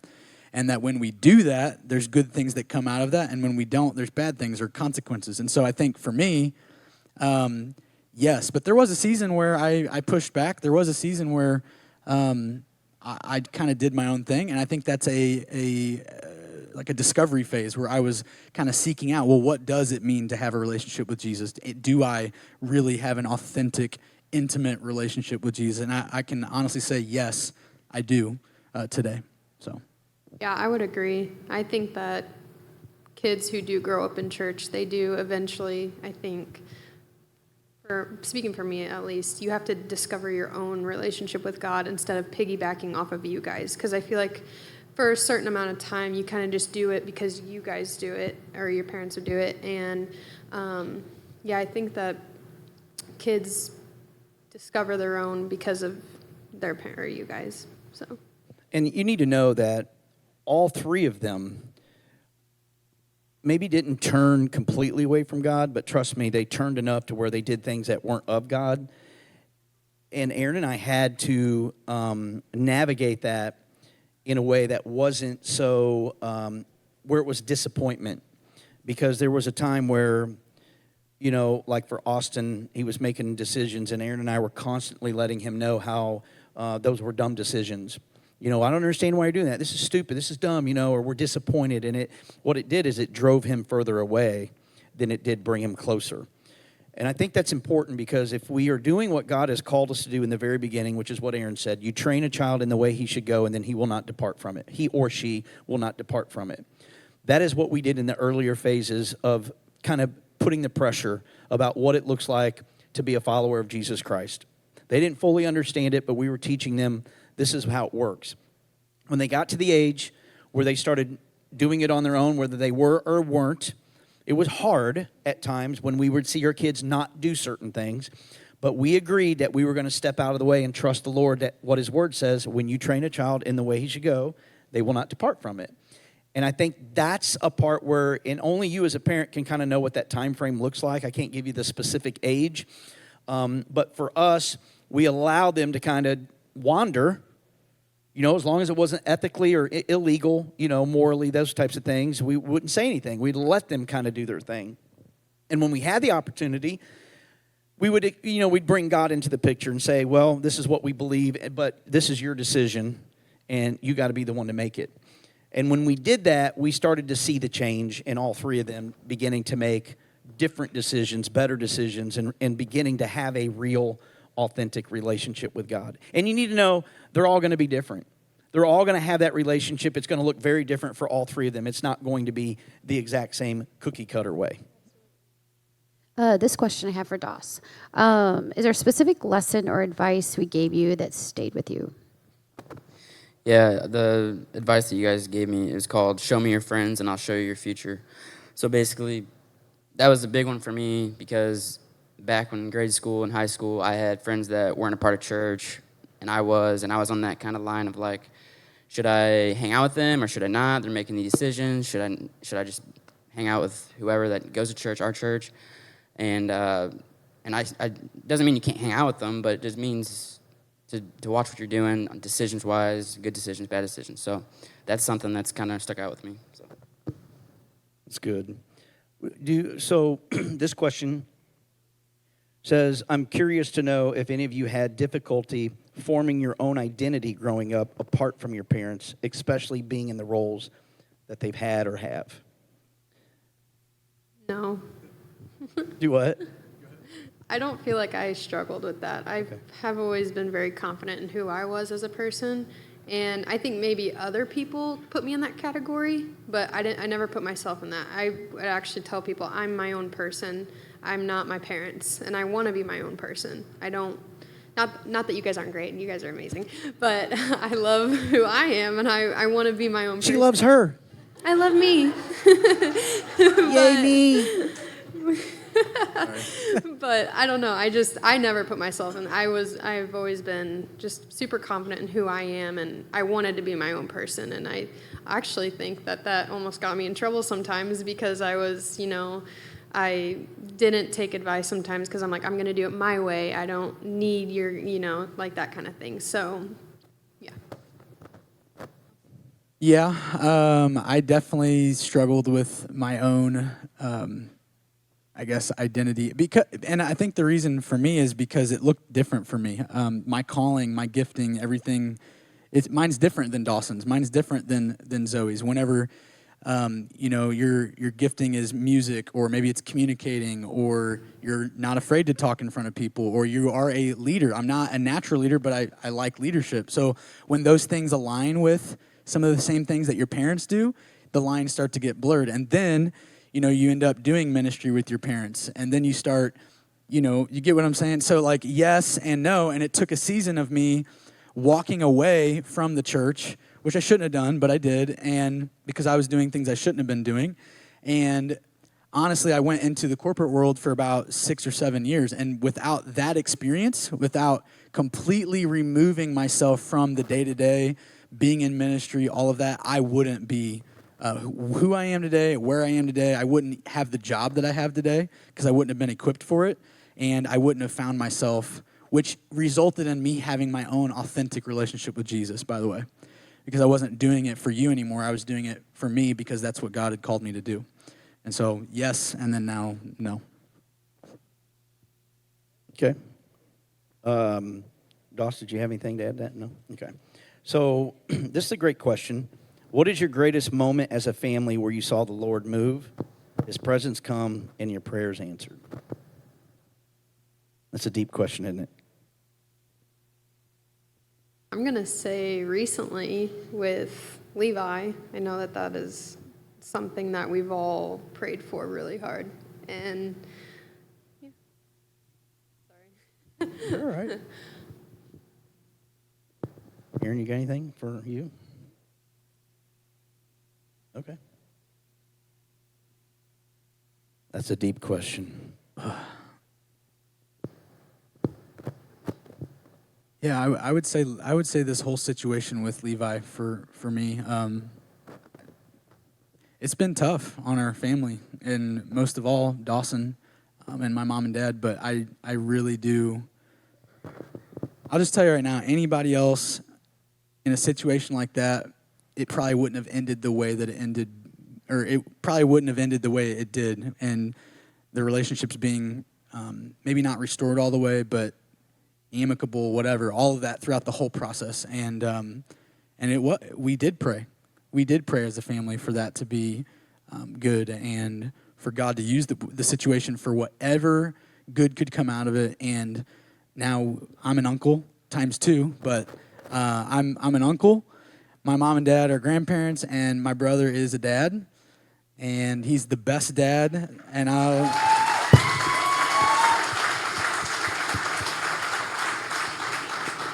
I'm not just saying that. Like, he lives with me, and he drives me nuts, but he is a great dad. And so if nothing else came out of that, that's what came out of it. You know, that for me, there's really been a hard time for each one of them, and even Aaron and I separately. I can't go into all the stories; we just don't have enough time. But each person had a moment in their life that was, for Aaron and I, was difficult as a parent to get through.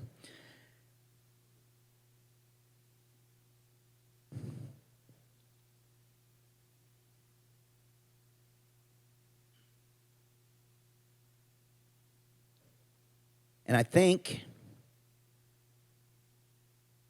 the thing I learned the most through it is no matter what, we serve a big God. And he knows the end result if we could just trust him with it. And even though in the moments of all three separate things, believe me, I didn't get this gray hair by just getting old, okay? I get it from the stress that comes along with being a parent and married even. I mean, you know, Aaron and I, we've had our moments. But I'm going to tell you guys, man, what you can be encouraged through is when you trust the Lord, lean not on your own understanding, but trust God in your difficult times as a family, getting together. I cannot tell you how many family meetings we have had. We are very close. And when one goes down, we all sit down and we have a family meeting. And we've done that multiple times. Even when Aaron and I were having a moment, we sat down in a family and told them that we were in a moment. And we did that because we all needed to be supporting one another and praying for one another. But the biggest lesson for me is the fact that you can trust the Lord through all of it, and he will make a way. And you don't quite always understand. Well, most of the time you don't understand. And most of the time you don't see where it's going. But if you can just trust God and keep your eyes focused on Jesus through the whole process, bring love, grace, mercy, forgiveness, all those things, the Lord will work it out. Today, we are closer today than we've ever been as a family. My marriage is better than it's ever been as a marriage after 27 years. And it's all because the tough times that we go through, that you stick together, and there's nothing like family anyway when you stick together. As a matter of fact, when all of you are gone, guess who I'm going to have? Family. You can leave this church and be perfectly fine, but if everybody left at the same time, I'm still going to be okay because I still have family. And that's why family is so important for me, and that's why it's important to have a church family as well, so you can count on each other. So I'm grateful. You know, we're going to talk about this next week, about the trials and temptations, talking about James. The very first part of James is consider it pure joy when you go through trials and temptations. And I got to tell you, knowing what I know now, I've definitely consider it pure joy, because I wouldn't change a thing of what had happened, because we wouldn't be who we are if we wouldn't have gone through what we did. And that's difficult when you're in the midst of something bad, to try to think positive through that. But man, I can't help but to keep going back to Scripture, where in Romans it says, God works all things for the good of those who love him and who are called according to his purpose. I can't get the Jeremiah 29:11, which is a scripture Aaron and I stood on the whole married life. God has plans for you to prosper you, not to harm you, but to give you hope in the future. These are all things that we as a family have talked about and preached about and tried to live out in our lives. I mean, I'm telling you guys, what you see on this stage is what you get off the stage. In the first experience, somebody had asked about how do you balance living in the limelight of people, of always watching you and the pressure it puts on, and is there things that you secretively do as a family or individuals or not? How do you balance that? And I'll just tell you right now, none of us live a secret life. None of us. If you know us well, you're friends with us, you'll know that. We don't hide from our mistakes. We don't hide from what we do. You know, there was a picture posted about me with my friends that St. Clair Talk got a hold of and blasted me on there. And that's good publicity. Because if you know me, then you know my character. And I can tell you right now, I work very hard at being a man of integrity and character. And so I will just tell you, if you ever question anything that this family does, I'm just going to say it. Is it okay if I just say it? Then have the balls to come talk to us.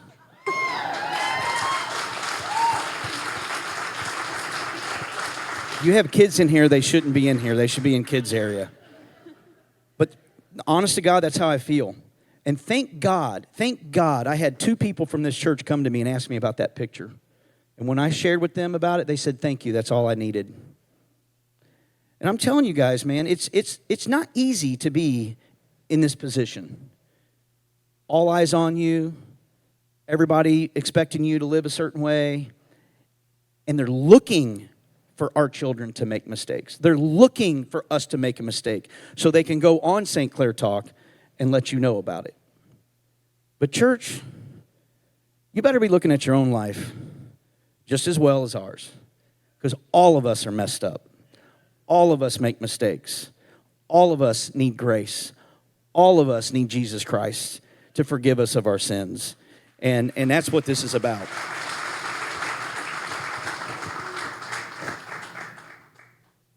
Oh, this is a good one. I had to make sure first. It just came in, fresh off the press. When there was conflict in your home, I know it wasn't butterflies and rainbows. How did you manage your anger with one another? I'm thinking about the time when you two lived together over by the other church. Oh, Lord. That was bad. What happened? What's that TV Austin show said, called? what happened? I don't know, you almost killed each other. Yeah. It was not good, I'll tell you that. You always have to be the loudest person in the room. That's what I'll say. We're always yelling. We are a loud family. Now, I will say, because we're all doing our own thing now, we're not all in the family unit, this looks a little bit different. But even just the other day, I was ticked at you because you sent me something about being late to a family dinner. I'm like, what the crap? So I get out of the car and I come straight up to him like, I am sick of this stuff and blah, blah, blah, blah. And he stood up and he goes, you're at my house and don't forget that you're at my house. You're not going to talk to me that way. And I'm like, yeah, you're right. So, I mean, stuff still happens, people. And this was like a month ago, okay? But I would say growing up, what was the question again? How do we handle it? How did you handle conflict in the home with like all of us? Yeah. Honestly, this was not a dynamic that I knew any different. I'm so glad we had this dynamic, but it was just normal. If you had a problem with somebody or you did something, you went to that person. There for a time you would have my mom or my dad mediate, but really we would go to that person. And if it escalated, if it didn't get resolved, then we'd bring the other person. We didn't do this thing where I go to my mom goes to the person and then tries to talk to them, and that person goes back to my mom. I've seen that dynamic. That dynamic doesn't work. It's not healthy. It doesn't set you up for how to deal with conflict in life later on, especially in the workplace. And it didn't feel fair all the time with the resolution, to be honest with you. But one thing they always told me was stop worrying about them and worry about you. Because I was the person, I got spanked the most, and my butt cheeks are still calloused, but I got spanked the most because of my personality. And I'd be like, well, you didn't spank Zoe. And he'd be like, well, worry about your own discipline and we'll worry about her. And so it was stuff like that. And I still think she should have been spanked more, but whatever. And Zoe told everybody in the first experience she hardly ever got spanked. It's true. It's true. I did it. I was pretty. I don't know if that answers the question or not, but we were just Well, very what real. advice would you give to somebody out there on how? So let me share this, and that might help. One thing that Aaron and I have tried to do in this family is allow our kids to show human emotion when they're frustrated, they're angry, whatever it is. They are able to raise their voices, they're able to get mad, whatever it is. When they began to get disrespectful or hateful is when we would put the kibosh on it. But we wanted them to be able to express how they feel. And I got to tell you, it's hard sometimes. When Austin and I go at it, Aaron and them like to go away because we have a certain relationship and personality where we can get loud and abusive, so to speak. Not just a phrase. Not physically, but, where people would look at us and go, that can't be healthy. And maybe sometimes it's not, but trust me, we allow it because it's what we need.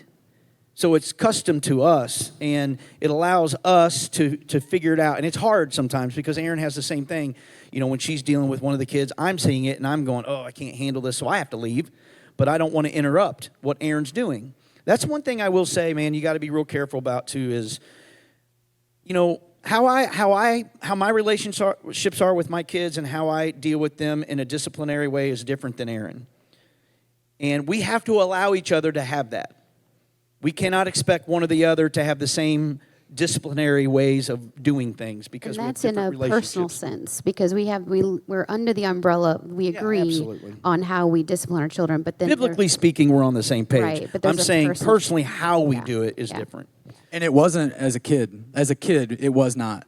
You guys were always consistent to a fault sometimes, But now it does look different because we're adults. So how that looks, or even as teenagers, the discipline looks a little bit different. Well, and I mean, listen, kids are really good at coming to Aaron and saying, hey, I want to do this, and Aaron saying no. And then they didn't like that no, so then they come to me and say, hey, Dad, do you care if I do this? And then, if I'm not careful, and I'll say, yeah, sure, because I don't care. I don't know the backstory. So Aaron and I learned real quick that we don't do that. What we do now is what'd your dad say? What'd your mom say? And whatever that answer was, if it was no, then we'd say, your mom said no, then the answer is no. But I don't care. Your mom said no, and she has a good reason why she said no, and I support her decision. Yeah, but you don't know what. I don't care. It doesn't matter what you can defend yourself all you want. If your mom said no, the answer is no. And I think that was something we learned early on, that we had to be on the same page because all kids are good at that. They're good at answer shopping. Trust me, they're trying to figure it out. Okay. Aaron, this is for you and me. Did we let our kids do typical teenager stuff like go to parties and hang out with friends and trust them to do the right thing? So I think we need to define typical teenager. yeah, because we don't today look at, typical would be a H no. Okay, so like sleepovers, Is this unfiltered? parties, sleepovers, parties, typical like dances, that kind of thing, school stuff. Yeah, most of the time they didn't really want to go. There were some things they maybe Zoe did. Just give me the look. Maybe I'm just now figuring this out. No, sleepovers and stuff, that was very, very select. We were very strict on that.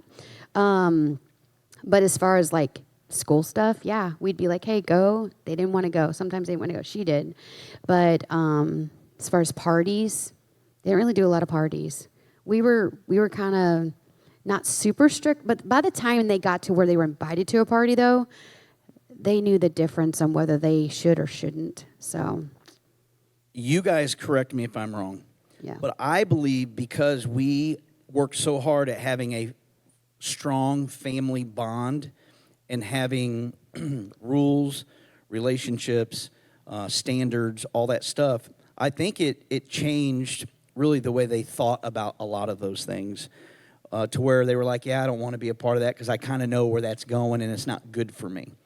But that doesn't mean they didn't go and do typical teenager things. We allowed them to do that, and absolutely, yes, we trusted them.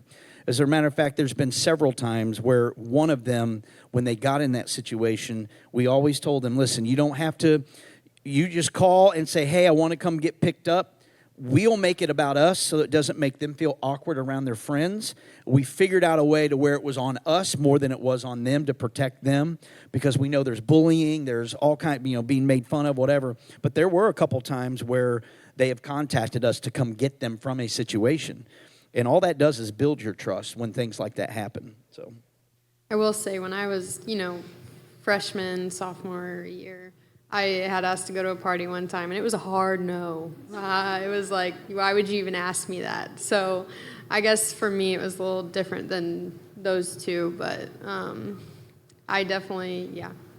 The only thing I wanted to go to as a young, like probably 6th, 7th, 8th grade, was the dances at the Elks Lodge. Do you guys remember those? Yeah. Never was I allowed to go to those.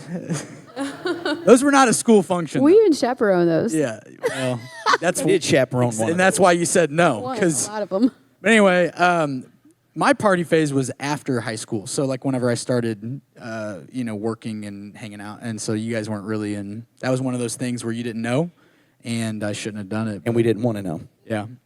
So, but yeah, I had a close group of friends, and I didn't party. I just hung out with I had like 8 or 9 friends from church, and we would do stuff and hang out and do teenager stuff. So Let's do 2 more questions, and then we Cool. got to roll. The first one is, when were they allowed to date, and how did they feel about it?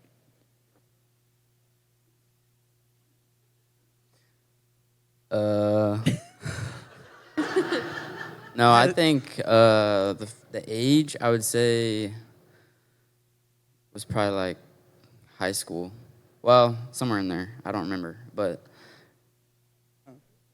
it was clear cut and dry for me. 16 you could group date, 18 you could solo date. That was it. And I had a secret girlfriend in 6th grade. So if that tells you anything.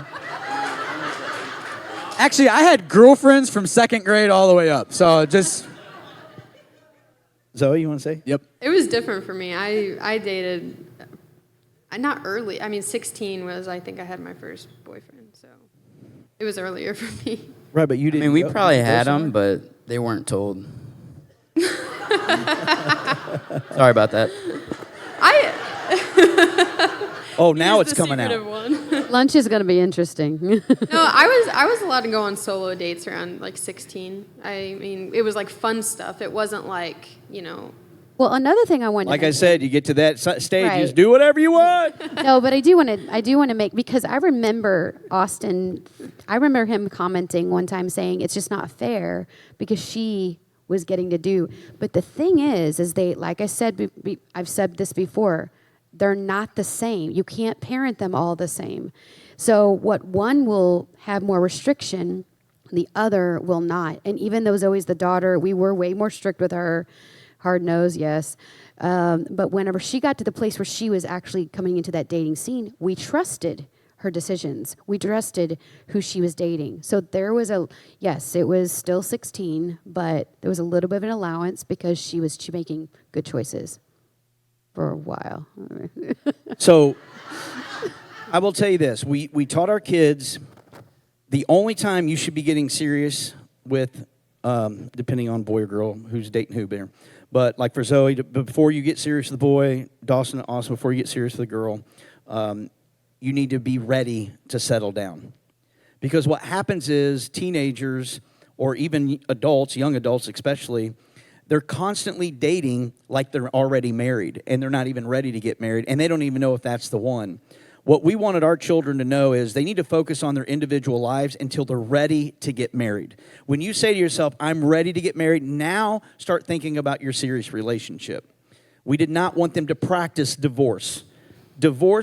Kids practice divorce all the time, and so do adults. It's, I date somebody, they do something I don't like, I break up with them, I find somebody else. I date them until I don't like whatever they did, and then I break up and I go with somebody else. I date that person until I don't like whatever they did or they said or whatever it is, and then I break up with them. And it's on and on and on. And all you're doing is teaching yourself that when you get married and you don't like what the other spouse did, you divorce them.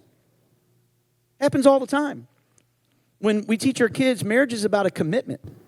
And there's going to be times you don't like the other person. There's going to be times you don't like what they say and what they do and all that stuff. And there's going to be times where whatever. But that doesn't mean you don't work it out. You got to work it out. So that was one thing. Somebody asked in a text, when did we talk about sex with all 3 of our children? I was 6. A lot happened at 6 years old for me, apparently. We were on a trip to Paducah, Kentucky. You and me. Was I on that? No, you didn't stow away on that one. We were on a trip to Paducah, Kentucky. I don't know what prompted it. Something prompted it. But yeah, we had the talk. I know what. Aaron knows. Please I don't. do. I don't. Okay. No, I do, because this is actually pretty sad. We were at the dinner table one night, and he come home from kindergarten. Was it first grade? Kindergarten? Anyway. It's probably And he said, some little boy said I was having sex with the girl next to me just because yeah. I was sitting next to her. And I looked at Jason, I'm like, are you kidding me? Like, okay, next trip, he's with you. And believe me, we had a book, and it was deep. I mean, it was crazy. I was even a little bit nervous to talk about and show the images of body parts and everything else. But here's what you need to know.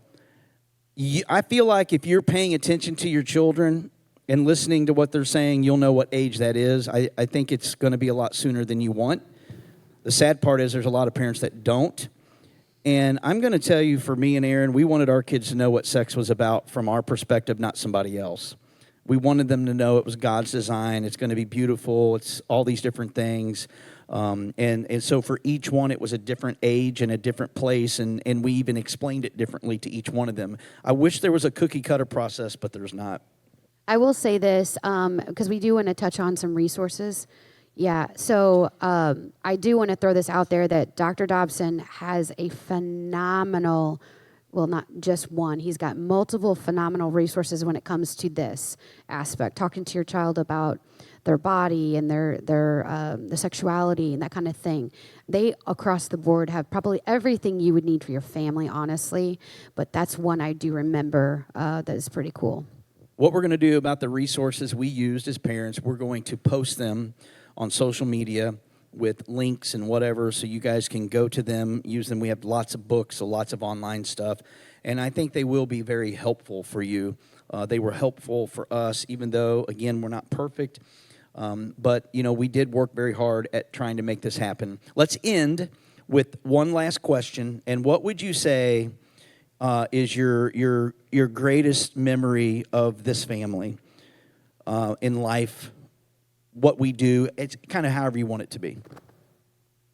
I would say family vacations. That's all I got. Period. It's fun. I would say when it used to be just a full house, like waking up on a Saturday morning and everyone's home, and you know Dawson's doing some stupid thing that he always does, like running down the hallway like a dinosaur or something. Like I don't know, he's just doing his thing. Austin. Okay, I used to dress up in skirts and stuff. Yeah, so and I'm fine, you know. I just think like He liked Mary Poppins. yeah. She flew. That's cool. So I think like just that, just having Mother Goose. yeah. Just having everyone home and just, I don't know.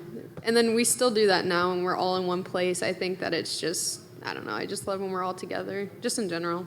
That's probably why the family vacations are a big thing to Dawson now, because it brings back those memories before. Yeah. Did you? For me, it's both of those things, but I would say currently, because I'm in a little bit different season. I mean, you are too, Zoe, being out of the house. So, like, anytime we can come together and kind of reformulate what that looks like, which vacations are great. We haven't been on one in, like, probably a year.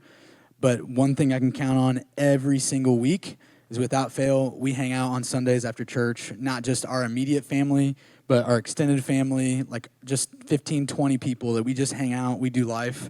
And I'm just telling you right now, we are blessed because of that, and I look forward to that every single week. That's how I like to start my week, other than, you know, my relationship with God on a Sunday morning, but that's a great way to end the Sunday. So that's, for me, the best Today thing. we're doing BLTs. We are. It's going to be great. With some, we're doing the family with a couple of friends, but it's something we try to do every year, which is going to be a good time.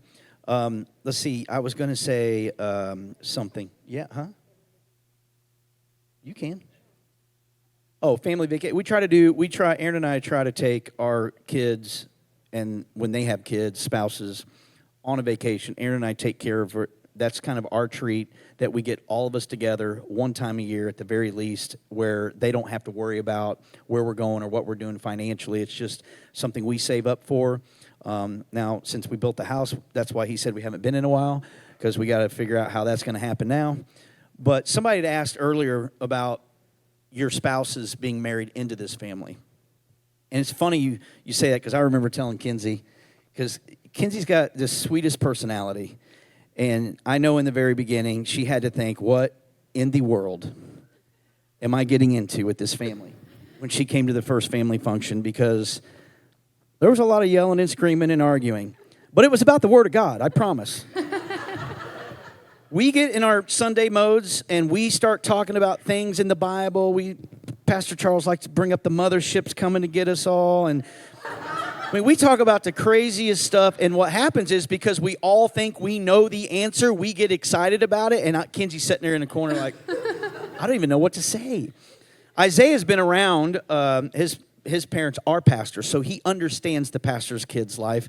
But I got to tell you, man, our new daughter and our new son has been amazing. I love them being a part of our family, and trust me, we treat them just like the family, and hopefully they'll they'll accept it. You ain't got no choice now. I Yeah, did ask they got no Kenzie choice. like 8 times before I proposed. I said, "Do you understand what you're getting?" Like 8 times, and so she said yes. So yeah. She's still here. Yeah. I mean, it's only been 2 weeks, but she's still here. Listen, we thank you guys so much for hanging out with us and just learning about us, and hopefully some of the things we share with you have helped you and also have helped you know who we are and what kind of pastors you have in the family. I will say this, man, all of us love the Lord with all of our hearts. We love all of you. We are so grateful and honored to be able to be in this position. And the one thing that I could ask from you is just pray for us every day. Pray for God to lead us and protect us and guide us and help us do what we do. I cannot tell you how important that is and how it makes us feel. We can feel the prayers when they come our way. It gives us a supernatural strength. So thank you guys so much. Let me pray, and then we will dismiss. Father, thank you so much for today. Thank you for this family. Thank you for our church family.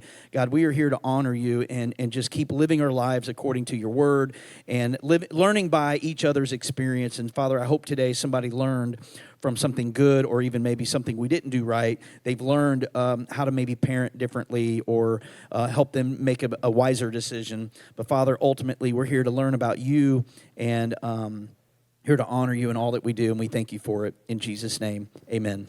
Thank you guys so much. Next week, week 1 of James. You're not going to want to miss it. It is the greatest book, in my opinion, in the Bible on how to live a Christian life. We'll see you guys next week. If you missed last Monday night or last weekend, we had a great time in here with the kids. As you can see, I have my family up here finally on stage. And the first 2 experiences on Sunday, we answered a lot of questions. What was really fun, though, is in the second experience, we answered the majority of the questions came from the audience. And I just want to let you know that if you have any questions about what we're talking about up here, you can text the number up there on the screen. There it is. Just text your questions that. It'll literally come directly to my phone, and we will field those questions. We had a couple of deep questions. I will tell you, it's very challenging to take questions from the audience live because you have no preparation to think about the question. And I have to give my kids props because they did an amazing job for being up here for the first time in front of everybody talking about their lives of being pastors' kids. And that's really what this is about, is we're just saying, hey, we as a family wanted you to know a little bit about us as a family. Who are we? What do we do? What was it like in our home? What was it like for these guys growing up in pastors' homes? You know, was it strict? Was there pressure? All these different things. There were such great questions. And so without further ado, I'm going to have my wife, just in case if you don't know our children, I'll have her introduce them by birth. That's right. We've got Austin on the end here, 28. We've got Dawson, 25, and Zoe, she's 22. She's how old? 22. 22, going on 32. 32. So the first question I'm going to ask is, why don't you tell these guys, because you told the first 2 experiences, and I don't know, you've had an extra day or 2 to think about this, but just tell these guys, what is it like being a pastor's kid? You want me to go? Where do I start? No, honestly, I think it's been different as I've grown up. And so, like, whenever we were little or whenever I was little, I can only speak for myself, it looked like being at church a lot. You know, being the first ones there, being the last ones to leave. We were in what we called, what did we call church, kids' church back then? Children's church, yeah. KWAM. So we were in children's church for every Sunday, and then we had church on Wednesday nights. So, you know, church was your life. And we had worship rehearsal on Saturday nights. And so we would be up there on Saturday nights, all day Sunday, first one to get there, last one to leave, and then Wednesday nights as well. And so it was all enveloping, all encompassing. And we sat in all of the services. I think at one point when it was Victory Church, we had 3 services on a Sunday, and back there every single week, every single time without fail. And so You got pulled up to the front. Miss Robin was actually a teacher back then. She still is in Zone 6, but get pulled up to the front to be like kind of the example, tell everybody the rules. So there was good things about that, bad things about that. And then as I grew up, we moved. Well, we didn't move yet, but growing up, it started to look a little bit different. You know, by the time I was in middle school, I would say, or junior high here, you know, I started to feel a lot of the eyes being on me from people in my life, whether it was mainly adults at that point. And you guys were youth pastors at that time, and you guys had a big youth ministry. You were at the school all the time, the high school, the junior high. I felt like I couldn't get away from them. They'd be up there eating lunch with the high schoolers, and then they'd come to the junior high, and I was a sixth grader, and I'm like, please, you know, but there was no hiding, you know. And I ended up dating, quote unquote, this girl in like sixth grade, and I decided one day I wanted to kiss her near the buses. Because it was kind of chaotic and crazy, and, you know, you kind of get lost in the crowd. And He didn't think he'd get caught. no, I'm like, you know, and there was like a strict no PDA, no dating whatsoever. You stay away, whatever. But I was like, I'm going to do it. And so I kiss her, and little did I know, apparently they had teachers on the payroll, because I get home, they're like, so how was that kiss? I mean, I could not get away with anything. But so then you take that and amplify it just times 10, you know, as you grow up. But then we moved to the city. And I felt like that was a little bit different because you're not in a small town, you know. So that's my experience. And we got 40 minutes left. Sorry. Yeah, I would agree. When I was younger, we lived in the city, so it was a little different than Austin. But I would say that was like one of the best times of our lives, because we also had the other pastors' kids that we went to church with, and we'd all hang out while our parents were doing, you know, their thing. And then once We we were moved, praying. yeah, what? We were praying, doing Yeah. devotionals. Yes, all the things. But then once we moved back, small town, and it was our hometown, and everybody knew us, everybody was watching us, like that whole thing. And, you know, it just felt like we lived in a fishbowl, that people were waiting for us to mess up. They were waiting for us to make the mistakes and point us out on it, and holding us to a higher standard than themselves. So that was hard, but overall I still love being a pastor's kid, but you know, seeing behind the scenes, being able to be a part of everything. I love doing ministry with my family, and I mean, and at the end of the day, our goal is to, you know, change people's lives. So I love doing it. Yeah, for me, I loved it, but I also hate it at the same time, because just like these guys were saying, with everybody kind of looking at you and always wondering what you're doing. And school was like, when I was in high school, the kids were like, oh, are you the pastor's kid at the new church up there? And I'm like, yeah. And then they're like, oh, okay, and then give me all crap about it, but it's whatever. So, yeah, I love it, though. So one of the things that I remember whenever, you know, we came back to St. Clair to pastor was I told the congregation at the time, and believe me, there was only probably 100 people at the time, and I just told them, listen, don't put the expectation on our children to live this perfect life like they can't make mistakes, because it's not fair to them, because they didn't choose this life. They didn't choose to be in this position. Because of a decision Aaron and I made, they had to endure being pastors' kids and living in that fishbowl. And the thing of it is, they're teenagers. You know, they at the time, they were not teenagers, and some of them were teenagers. And as you know, if you have kids, all kids make mistakes. And it really wasn't fair for pastors' kids. I believe the reason why pastors' kids go buck wild is because of the pressure and the expectation that the church puts on them.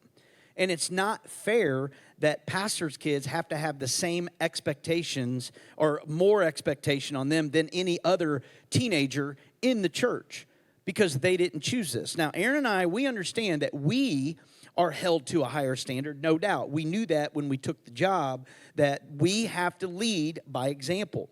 But our kids, on the other hand, they're kids.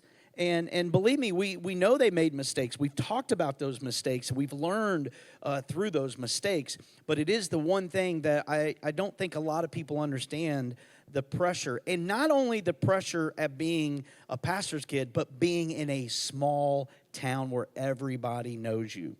And Austin talked about it on Sunday. He said, I was never referred to as Austin. It was always, oh, you're Pastor Jason's kid, or you're the pastor of Roots kid, or the son, or whatever. And it's like they didn't have an identity because that's the way they're always viewed. But the reality is they're human beings with real feelings and emotions and a sin nature. And so it is a struggle.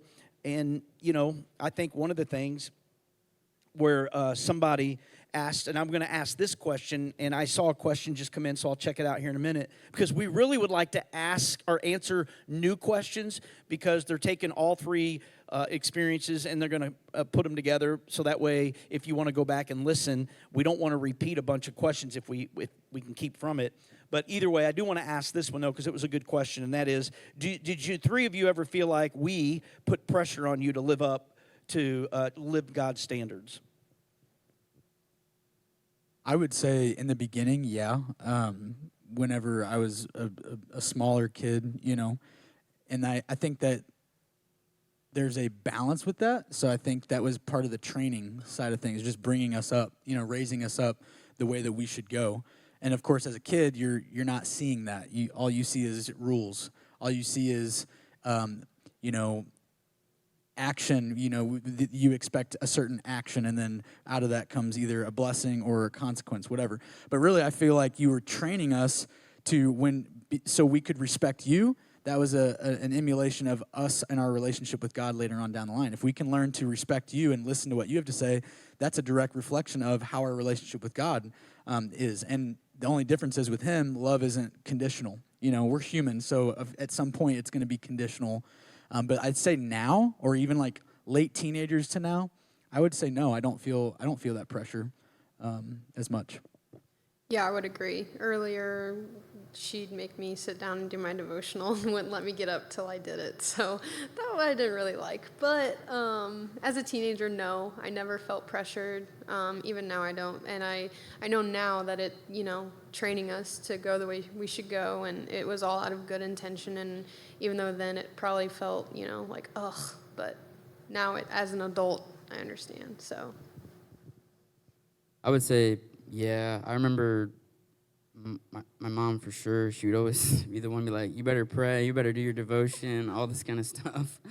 And I was like, I don't want to. I was like, I don't know, 7 or 8 years old. And I was like, no, I'm not doing it. I'm like, but yeah, it's paid off at the end of the day, so. She had this thing where she would say spiritual food before actual food. So I just didn't want to. That's why I'm not a morning person anymore. He doesn't eat right away. No, I'm just.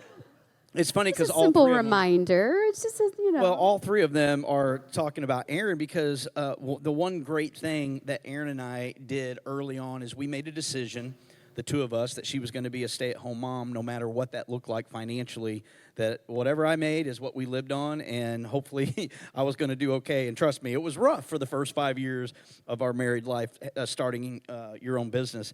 But she was home with them every day while I was out working, and so she's the one that is literally teaching them these things. And I think it's funny to hear, because so many parents, they parent out of fear, wondering, they don't want to force their kids to do certain things.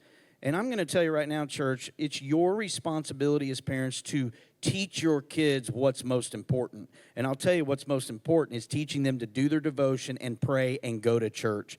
I get so tired of hearing parents say, well, I just let my kids decide if they want to go to church tonight or today or tomorrow, whatever it is. And it's like, no. If you're living in my house, I don't care if you're 34 years old and you're living in my house, so hopefully you're not. But if you are, you're going to church.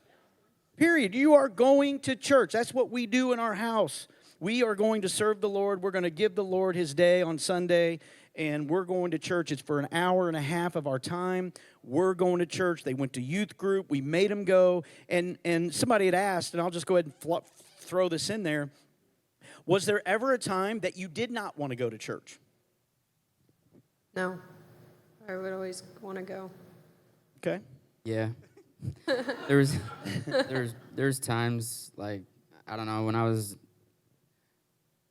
18, 19, 20, I don't know, somewhere in there. I honestly didn't want to go because it was a thing like to where we've done it our whole life, and it wasn't like a pressure thing, but it was more of like a have to thing to where expectation to where like if you weren't going, then what are you doing? Why are you not going? All that kind of stuff. So, yeah.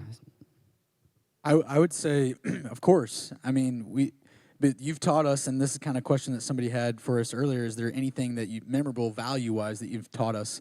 And one of the things that you taught us was we don't go by what we feel. I mean, we go by what's right. And so, of course, as a teenager, you are not caring about that. You just don't want to go. You don't want to do it. But I found myself when I wasn't going, I didn't have a good reason not to go. And second of all, I felt weird. It was like kind of like convicting almost. So I just think it's important that I loved that my wife made sure that they did their devos, prayed. She prayed with them every meal, going to bed. We would do that together at times. It was just something that we instilled. Deuteronomy tells us parents that we should always be teaching our kids the ways of God, and this is one of them, is to make sure you take the first part of your day and read a devo, and that's what we did with the children every single day, or just about every day that we could. We did a devo with them, a kid's book. The one thing, Aaron, if you would, or if you want me to, it doesn't matter, you know, as they got older, you talked about Sunday that in the beginning we would make them do it, but then as they got to a certain age. So in the beginning, like we talk about how, I think he had talked about where we do say you have to go to church if you're in our household, that kind of thing. There's certain things we make them do. But it was mainly in those years of training, those younger years of training. You don't just allow them to be 5 years old and be like, I just don't want to do that today. Okay, buddy. You know, you're training them. You're training them on what to do. No, it's not an option. It's, hey, what time would you like to sit down? You know, you're actually with them and you're doing that. You're training them. But as you're doing that and the repetition of that and the consistency of that, when they get older, start getting older to their teenage years, you're not holding their hand anymore. They know what's expected. They have learned. You have done your job. You should have done your job. And so, therefore, they are on their own at that point. Now, there's a simple reminder every so often, but they know what to do. And so that's the difference.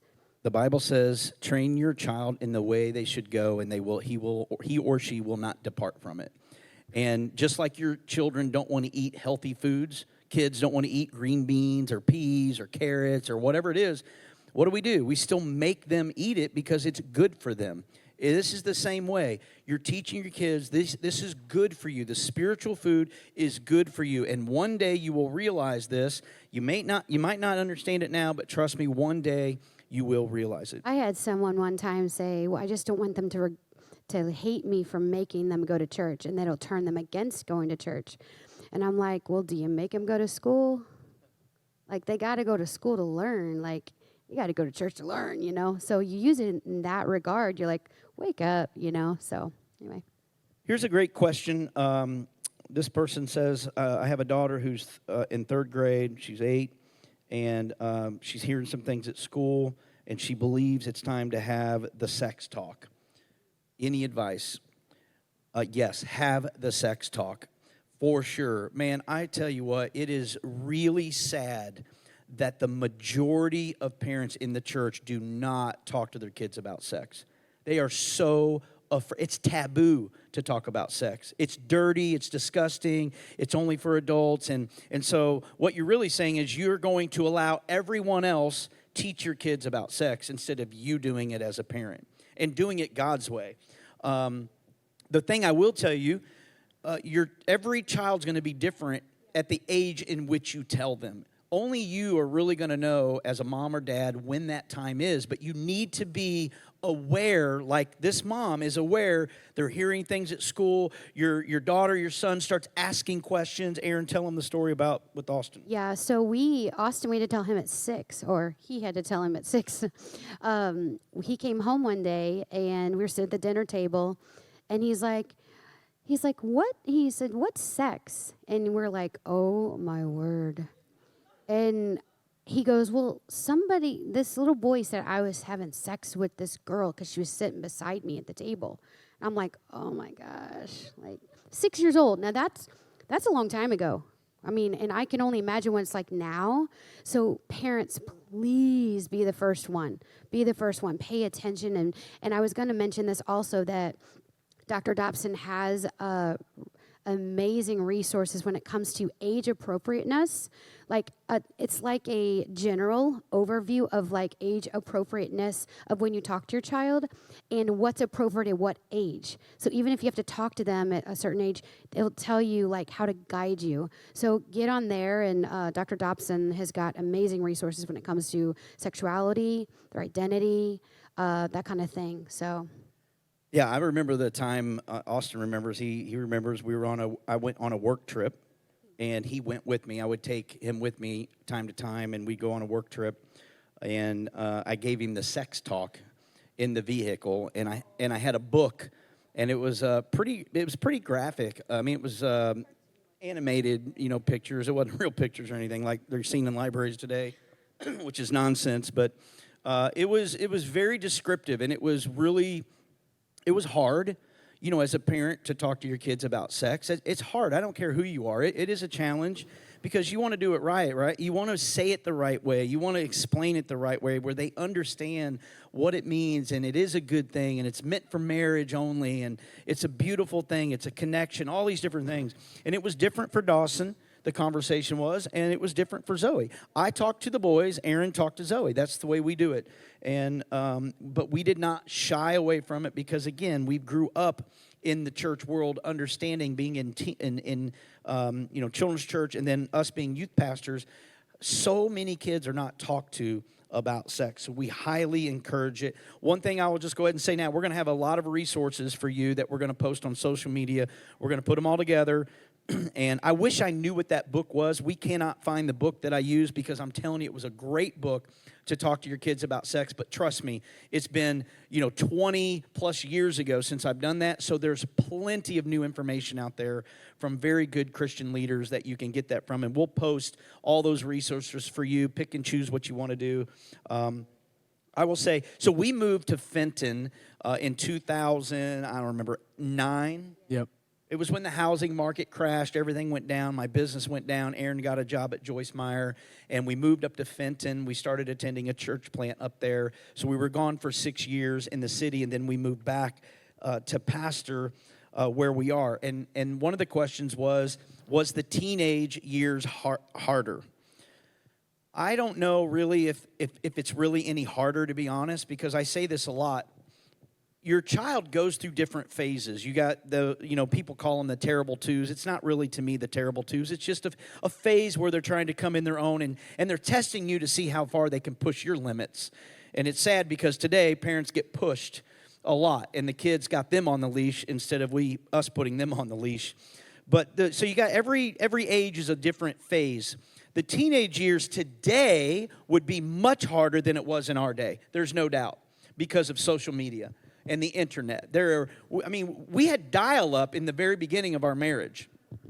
It just came out. And so I can't imagine what parents have to go through to teach their kids. But the teenage years were rough. I will tell you that each one of these 3 went through something very hard for us. It was like one major thing. Every one of them went through something major that really tested our faith and tested that Ephesians 6:1, that it says that when they obey, it comes with a promise, and that promise is that they'll live a long time. We wanted to send them to heaven way sooner because of what we went through, but what we did is we trusted God through it. I think one of the questions here is, what memory do you have of us ministering to someone in their situation that struck a chord with you, maybe a lesson that you learned for yourself? I know that's deep and you haven't had time to think about it, but just take a minute. And if you don't have anything, that's okay. I have one. There was a girl in the youth ministry that was going through a really tough time with her family. Not going to mention names, obviously, small town. But the way that you took her in and the way that you spoke life into her, and you genuinely cared. This wasn't a thing where they did this on we had youth on Thursday nights back then, I'm pretty sure. This wasn't a Thursday night thing, Sunday only thing. This is a lifestyle that you guys lived, that you don't clock in and clock out from ministry. You clock in and you clock out from church business, but you never clocked in and clocked out from ministry. And I'm pretty sure this girl stayed with us or something like that. I don't know. Yeah, she lived with us. Yeah, and just to me that showed that this was a lifestyle. This wasn't a career for you. This was a calling, and you really exemplified loving people through whatever they were going through, and we were a family to her. And that didn't stop for many, many, many, many years. There was a season where we moved away and, distant, and then we started, you guys, we all started Roots Church, and then that person actually came and was a part of our leadership team and all of that. And so just really cool to see a life-long impact that was made. And I was young. I mean, I was like 9, 10, 11, something like that. So. What about the rest of you? Okay, they're going to pass. It's a tough question. It's hard to think, but if you think of something, we can always pop back in. Yeah, that situation was interesting because today, even then, we were very cautious because we moved a teenage girl into our home with a teenage boy and then myself, and the rule was neither one of us were ever to be at home alone when she was there. So if for some reason she was there, Aaron would let me know, and I'd say, okay, let me know when you're home, and then I'll come home. We did that back then. I feel like we've done boundaries really well in this area. You have to set boundaries, ladies and gentlemen, with your life. Men, you have to set boundaries with women. I'm just telling you, you'll thank me later, because not that you still won't get tempted, but it makes it a lot easier not to get tempted. It makes it a lot easier to run, because that's what the Bible says. Run from those things. Don't stand. And so that was a tough time, but man, when your heart is to help people, you're trying to figure out a way to do that. So, Austin, thanks for sharing that. This question was, have we always continued consistency with devotionals and praying, or have you had struggles doing that? I've definitely had struggles, especially in my teenage years. And even now, I think I still struggle reading my Bible. And most people would expect a pastor's kid to just naturally read their Bible. And, I've gotten comments where it's like, oh, you probably know word for word, don't you? And it's like, no, I'm a person too. Like, I'm just like you. But I think, when my mom would make me do that, I think that also kind of pushed me to not read my Bible, or and so I definitely struggle, but I've gotten a lot better in the last few years. So yeah. I think, truthfully, the struggle's real for all of us. It's a struggle for me today to do a Devo every day and read my Bible every day and pray every day. It's a struggle. We get busy. We let things get to us. We get up on the wrong side of the bed. She gets up on the wrong side of the bed. Whatever the problem, the dog does something. I don't care what it is. There's an excuse for all of us. You have to really, really work hard and discipline yourself to stay very focused in reading your Bible and doing devotionals. It is a lot easier when your kids are small because it's something you want to make sure you instill in them. But when it becomes our own decision, that's when it becomes a lot harder. I do want to talk a little bit. How did the three of you feel it was like in our family dynamic of anger, frustration, communication? We know the three of you fought. Two of you got along a little better than the other ones in different seasons. When you have three, it's like 2 and 1, and it varies depending on the season. But how do you feel like the anger management was, the frustration? Be real with these people. How did we as a family manage that? How do you feel we managed that? I think that we did well, but we're very loud and we yell. And actually, when I got married and, when me and Isaiah would have disagreements, I would be yelling, and it's like, he's like, why are you yelling? And I'm like, I'm not. And I am. And I'm like, I don't know. It's just how I've grown up. Like, we just yell.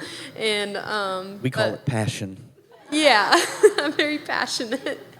But no, I think I've never felt like it's gotten too out of control. Obviously there's some situations where it's like, all right, everybody needs to separate and then come back. But Yeah, I think that These two went through a struggle when they first started living together. Aaron would call me because they'd be out on the front in the yard just ready to UFC 22, man.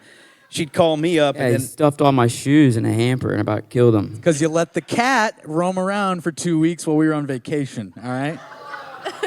So I don't want to hear it. welcome to our world, excuses. ladies and gentlemen. I will say this, we loud is the best way to describe it, and Kinsey and I, the same thing. She'd be like, stop yelling. And so I'd be like, I'm not trying to yell, but I'd be yelling saying that. So maybe a not so great habit to pick up, but I think we have a really good or conflict resolution style. I mean, for real, that was modeled really well. We saw you two argue, and it wasn't like you tried to hide it. But then at the same time, like when things got maybe to where things that kids shouldn't hear, teenagers shouldn't hear, finances. We never heard you maybe talk about finances. We never heard you talk about other things that we shouldn't.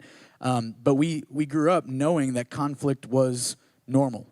But then we also saw conflict resolution happen. That helped, I think, me model that in the way I would be with these guys. Of course, it's always hard. You don't want to. You have pride. You don't want to say you're sorry. Whatever. That was something you guys drove home really hard to be apologetic. Things like Were that. we approachable? Mom, yes. You. No, not in the beginning. I'd have to Not in the agree with younger that. years. He is nothing like he is now. I'm just telling you, like the journey that he has been on. I mean, both of you, but your situation was a lot different. How you grew up and your story. I mean, I can't imagine. I'd probably be the same way. So, but yeah, now yes. Back then, no. honestly, For me. mine was opposite. I approached Dad with everything, and Mom, I never really. Imagine that. I mean, come on. Daddy's I knew girl. that, so I had to be hard It's, on her. it's absolutely true. It's the same thing with these Yeah. two going to Mom, and she comes to me. Yeah. It's always that way. I think it's still that way. It is. When Austin and I get into a disagreement, usually these three exit the premises. Or a Nell. Now that we're at the church. Yeah, now Her we're office in our is next office, door. and Nell, you hear Nell scurrying out of there. And if anybody starts to walk in, they scurry back out. Austin and I have a very unique way of having conversation. We have definitely gotten a lot better. We are both very passionate about our beliefs and what we feel. And really, at the end of the day, we work it out. Here's one thing that I feel like we have done well. Aaron and I talked about this early on. I didn't really have it in my family growing up, and I can't speak for her. I'm pretty sure I know the answer. But I know a lot of families don't get this growing up, is allowing your kids to express their feelings any way they need to. And that was one of the things that we talked about, that I said, listen, we need our kids to be able to come to us and be frustrated with us or frustrated about a situation. Whatever it is, they needed to express that emotion and feel safe that we weren't going to yell at them for feeling that emotion. If it became attacking or very disrespectful, then we would say, listen, that's disrespectful. Let's bring it down. I'm fine that you're yelling. I'm fine that you're, very angry, but just don't, get disrespectful or start hurling nasty words, okay? And that's what we did. We allowed the frustration to happen because we wanted our home to be a safe place for our kids to express that and for us to respond and not to react. Now, listen, I'm going to tell you right now, we reacted a lot of times. We didn't respond all the time. But as we got older, as we started maturing, as we started really learning from our mistakes, like Austin said, I mean, for sure, I do feel like I've gotten a lot better. But I still have my moments. I mean, Dawson and I, not too long ago, had a quarrel, and I had to text him later. Sorry, dude, I let my emotion get the best of me, because I'm an emotional being. I talk with a lot of passion, and that's just one of the things in our family. How did you feel about that? How did I feel About what we're talking about? Yeah, I agree with Austin. I feel like I filter a lot of things. So when they talk to me, I'm like, I filter emotion, things. So I am probably easier to talk to, but yeah, I agree with Austin. Actually, that's pretty accurate. This is a good question. This person has text 2, and I I'm not going to address the first one, but I do want to tell you they're asking about today. It's very hard today with transgender, homosexuality. How do we talk to our kids about that? And I need to tell you, I'm doing some very hard study right now on this particular topic because I'm going to talk about it on the radio show this weekend, so I would encourage you to tune in because I'm going to probably spend the majority of my time on that subject. Some things have transpired with a very well-known pastor, and I don't know. I understand the thought behind it, but I want to address that in a different setting because that is a very challenging one, and I think it needs to be addressed. Your second question, however, is a great question as well. It says, did the kids ever feel like you as pastors paid more attention to the congregation than them? And how hard was it for us to be able to balance the two? So be honest. I will tell you, in the very beginning, Zoe came to us and said, hey, I need some help. I don't want to sound ugly or disrespectful about a question. I stopped her and I said, listen, I want you to answer it however it is that you feel. It's not going to be disrespectful to us because we know who she is and she's not trying to do something to hurt us. But we need our kids to be real so you understand this is who we are. We don't want anything played out to make us look like we're great parents. Although I think we are great parents, we have a lot of faults at the same time. So what does that look like for you guys? Did you ever feel like the church came first? Yes, but you prepared us for that. So they would let us know, hey, this season is a time of building. We're building teams. We're building culture. We're going to be in a lot of meetings. We're going to be gone a lot, and you guys are able to drive, so you can come up to the church and be with us. So that's, that we would come up and kind of hang out. And then there would be times where we couldn't do that. And so, yes, there were, but it was always in seasons. And then I feel like because you were youth pastors whenever they were really young, so that looked a little bit different. They didn't really remember a lot of that. So, but I was kind of... Well, we brought you guys with us to youth ministry. Right, because that was something that I felt like we tried to let our students know our kids are important. Yeah. They're coming with us in one sense. Yeah. So, I mean, I think yes, but it was never, this was the way it was. It was always, you would always kind of, you were very good at that, kind of prepare us, hey, this is going to be crazy. We got a conference coming up, or hey, we got this coming up, whatever that would look like. So, I definitely had a season where I felt like I said this, I think it might have been to you, I'm not 100% sure, but I was like, I feel like I have to make an appointment with Dad to talk to him. I was like, I feel like I have to email him and be like, hey, I need to talk to you. And that was also in a season where I was really struggling and I needed to talk to him and so I agree with him, but also there was a short amount of time where it was I feel like I can't even talk to him because he's so busy at work and that kind of thing. So I second that for a season. Yeah. I feel like maybe in the beginning of starting this church was kind of, because you guys were gung-ho and trying to get things going and all that kind of stuff, and on top of the other job too, so it was a lot. And but now it's kind of faded away, so I feel that.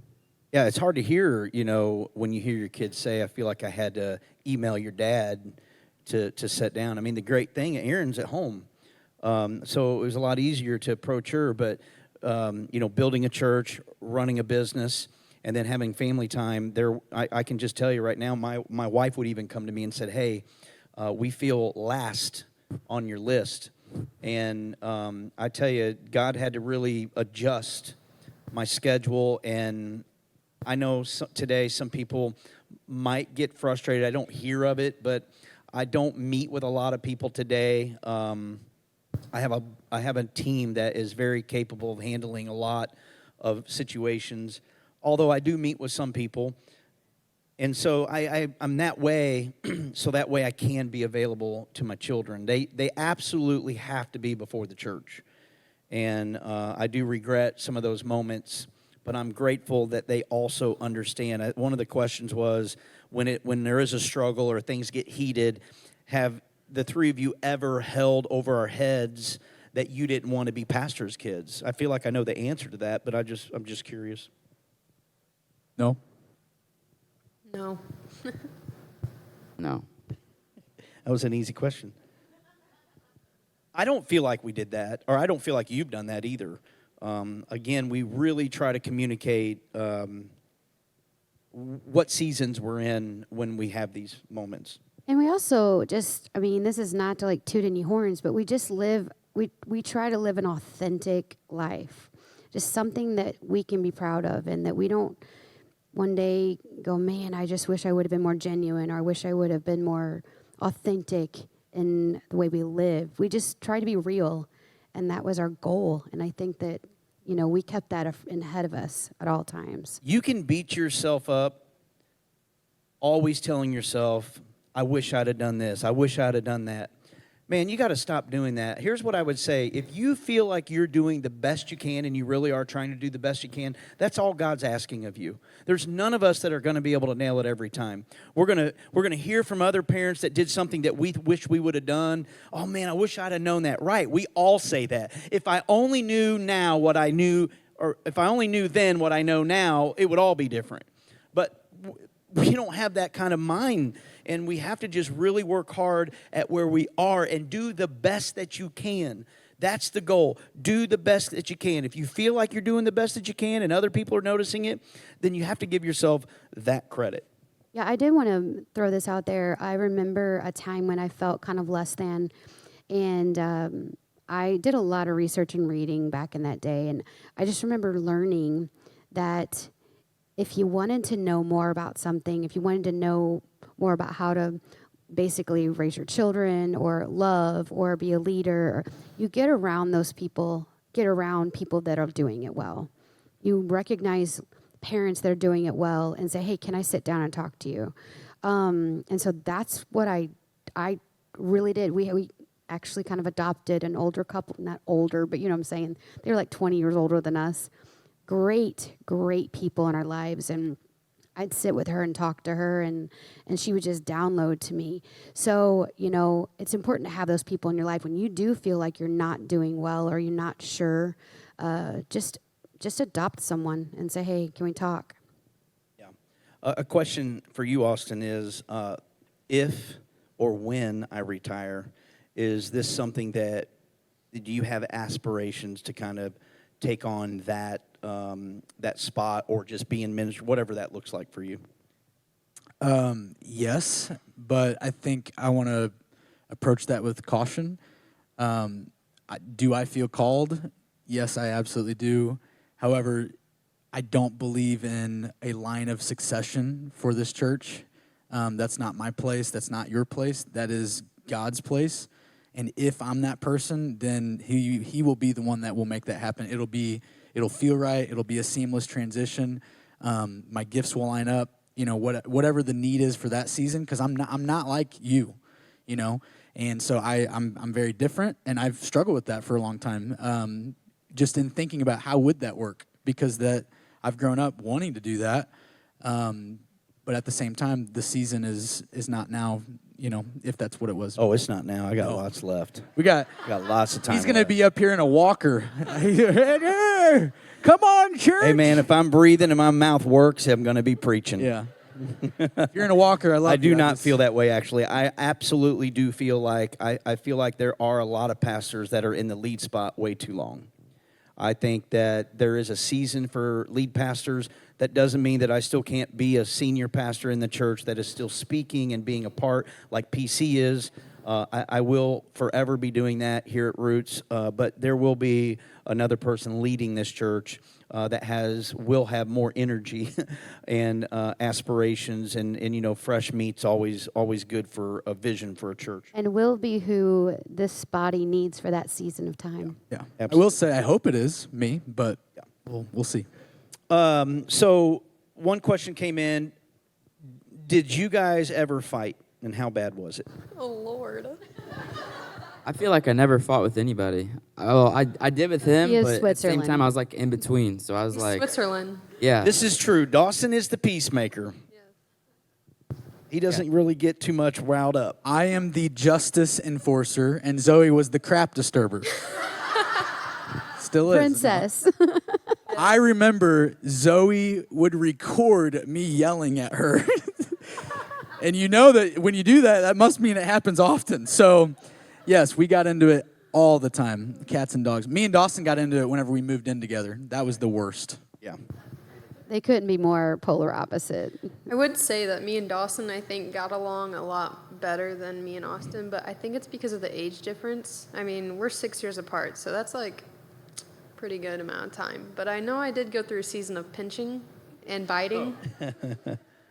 That was bad. I'd make him bleed, so let's just say.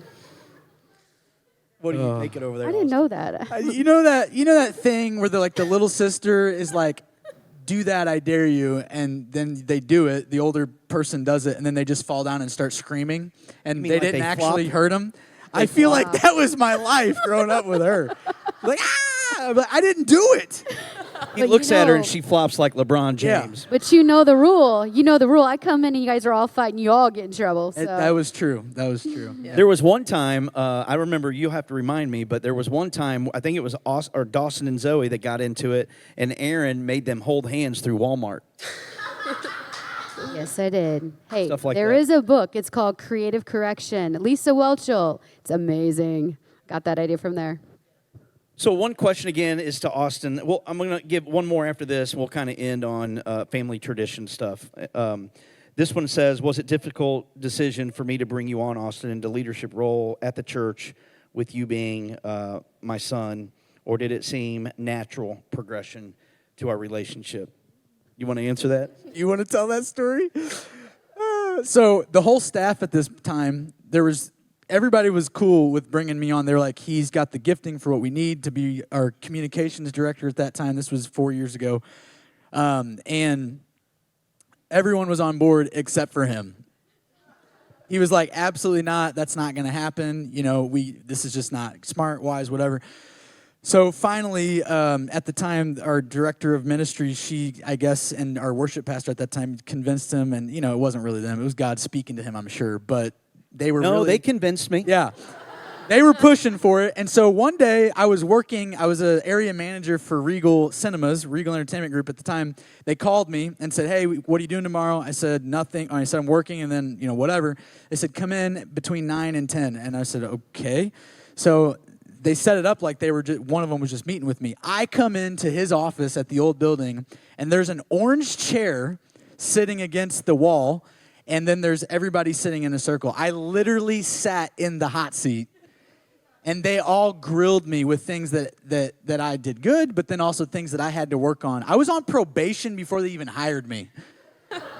That's no joke. That was the word that they used. You're Coming on from corporate. probation. I mean, I was a smoker. I did all the, like you cannot smoke, whatever. So I had to go through like a ton of things, and it was worth it. But I fell back into smoking, and I recently just quit. Yeah. So anyway, 17 days off of that. But yeah, anyway. He does like a burnt offering with So his yes father. and no. I feel like I don't know how to answer that. Otherwise. It was just because of our, we were very hostile. Yeah. It was dysfunctional. I'm not going to lie. Aaron will tell you our relationship was dysfunctional. You guys got to understand, early on when we first had Austin, I was not in a good place spiritually at all. I had an abusive background. I was an angry person. I was controlling. I was a perfectionist, all these things. And I created the monster. And it was difficult because everything that I had pushed him to be is the very thing I hated. I hated the responses that I was getting, not him personally, but I just hated the way he was. And it was all because of me. And it just took a lot to work that out. And I'm grateful that my team did convince me that this would be okay and they would help me and help him, because it's not easy being family and being in ministry together. It's not easy being in business. Dawson's working for my business. It's not easy for that. It takes a very special relationship and a lot of hard work. And Austin and I have come a very, very long way. If my staff was up here talking, they would tell you, yes, they have, because it has become very uncomfortable. There were times where in a staff meeting it was very uncomfortable because of us. And I remember even Brian Nieves helping us navigate a lot of that. He was very, very instrumental in helping us navigate that relationship. So I'm just grateful. It's been a good fit. Let's end with one fun question of what was your favorite? What's your favorite family tradition that we do as a family? I'm going to take this one this time. Christmas Day. Christmas Day. Okay, tell them why. Well, most families, ripping the presents at 7 a.m. I didn't really like this when I was younger because I saw my friends on Snapchat and stuff already get their presents, but we'd wait till like 11 to open presents, and they'd make a big breakfast, and then after presents, we'd chill out for a little bit, and then we'd go and watch a movie, and then go get dinner. And I always looked forward to that, so it was fun. I would say you stole mine, so I have to I think of know. something else. But family nights to me, I'm stealing his too. But family nights to me are nice, just because everybody gets together. We used to do a thing called highs and lows. I don't know, we haven't said about that yet, but it was where each person goes around and says something that's, I guess, the best thing that's happened during the day, and then the worst, kind of just see how everybody's day was going. But that was something that was a good tradition for me. So I forgot about that, actually. Yeah. Highs and lows. Mine is Sunday family days. So after church, our whole family, us five, my wife, Zoe's husband, and all of our extended family, we all get together and we hang out either at their house or it used to be my grandparents' house. So we hang out, we eat food, we just listen. We were listening to music the other day. We were all picking a song. Everybody would go around and pick a song, and it's just fun. I just love that. It's a great way to start the week and kind of end Sunday, but then set you up for the week. So. Yeah, I think, I'm hoping us being up here and listening to us, you get to see that this family is real. We've had mistakes. You can see that we've had good times. We've done our best to train them the way God wants us to. And somebody had asked earlier, not in this experience, but another one, about do we do things in secret, because of the public life and everybody's eyes on us. And I will just tell you, we don't. We don't do anything in secret. That's the reason why we get so much crap on Facebook. You see things of me doing things, people post it, say I need help. I'm not going to hide what I do. What's sad is there are many pastors doing that, but they're hiding it. I'm not hiding it. I am who I am. I'm confident in who I am. I'm a man of integrity and character. I work very hard at that. If you know me, you know that. And I would just say, if you ever question anything that you see out there and you don't fully understand the context behind the picture, just have what it takes to come and talk to me about it, right? Just come and say, hey, what was this about? Because honestly, so many people just come up with their own preconceived ideas. Same thing with our children. It's not easy living in a small town and pastoring people. We know, I am going to say this. Zoe mentioned this, that in one of the experiences that one of the things that she learned that stood out that we taught was for her to take the high road. In church, I got to tell you, that was encouraging to me to hear her say that we taught her to take the high road, because it's not easy to take the high road when people are blasting you. But it's the very thing that you have to do. The more you just let it go, eventually it goes away, because you have keyboard warriors that just try to stir it up. And the more people fire back, the more it stirs up. You're just throwing fuel on the fire. So what we've told these guys is we're going to take the high road. These people don't hate us. They hate the position, because we're not fighting against people. We're fighting against the dark forces and the principalities of this world. It's the position we hold that they don't like, because, we're ambassadors for Jesus Christ. They don't want that. The devil doesn't want that. If we were not pastors, there wouldn't be one person talking about us in this town. They wouldn't care about us. But that's part of the job. They know that, we know that, and we take that on. So that's our goals, for you to see that we're just real people doing the best we can. This family loves you. We love this church. They're in ministry. They all have different skill levels of what they want to do in life, and we're just allowing God to move in them the way He needs to move, and we're not telling them what to do and where to go and where to serve. We let them make that decision. They're adults now. It's time for them to decide what God wants for them, and every one of them are doing great. They're godly people. They're, Austin just got married to a wonderful woman. Zoe's married a year now, has a wonderful grandbaby, or we have a grandbaby. She has a child. And Dawson has, I hope she don't have a grandbaby. And Dawson has a grandson. We talked about a little bit, a grandson. Dawson has a child. It's our grandson. He's doing a great job as a dad, and we are very, very blessed to be able to do what we do and be in the position we are. And so we thank all of you for listening to us. And I just want to pray, and then we'll send us off. Father, thank you for this church. Thank you for the people here that support us and love us.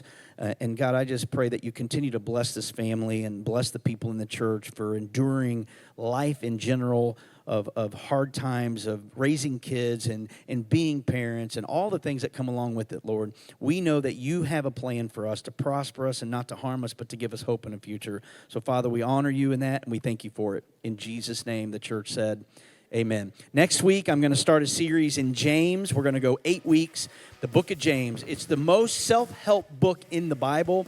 You're not going to want to miss this series. If you want to know how to live a Christian life, I'm going to give you very, very practical ways to do that. So come back next week. Thank you, guys. We'll see you next time.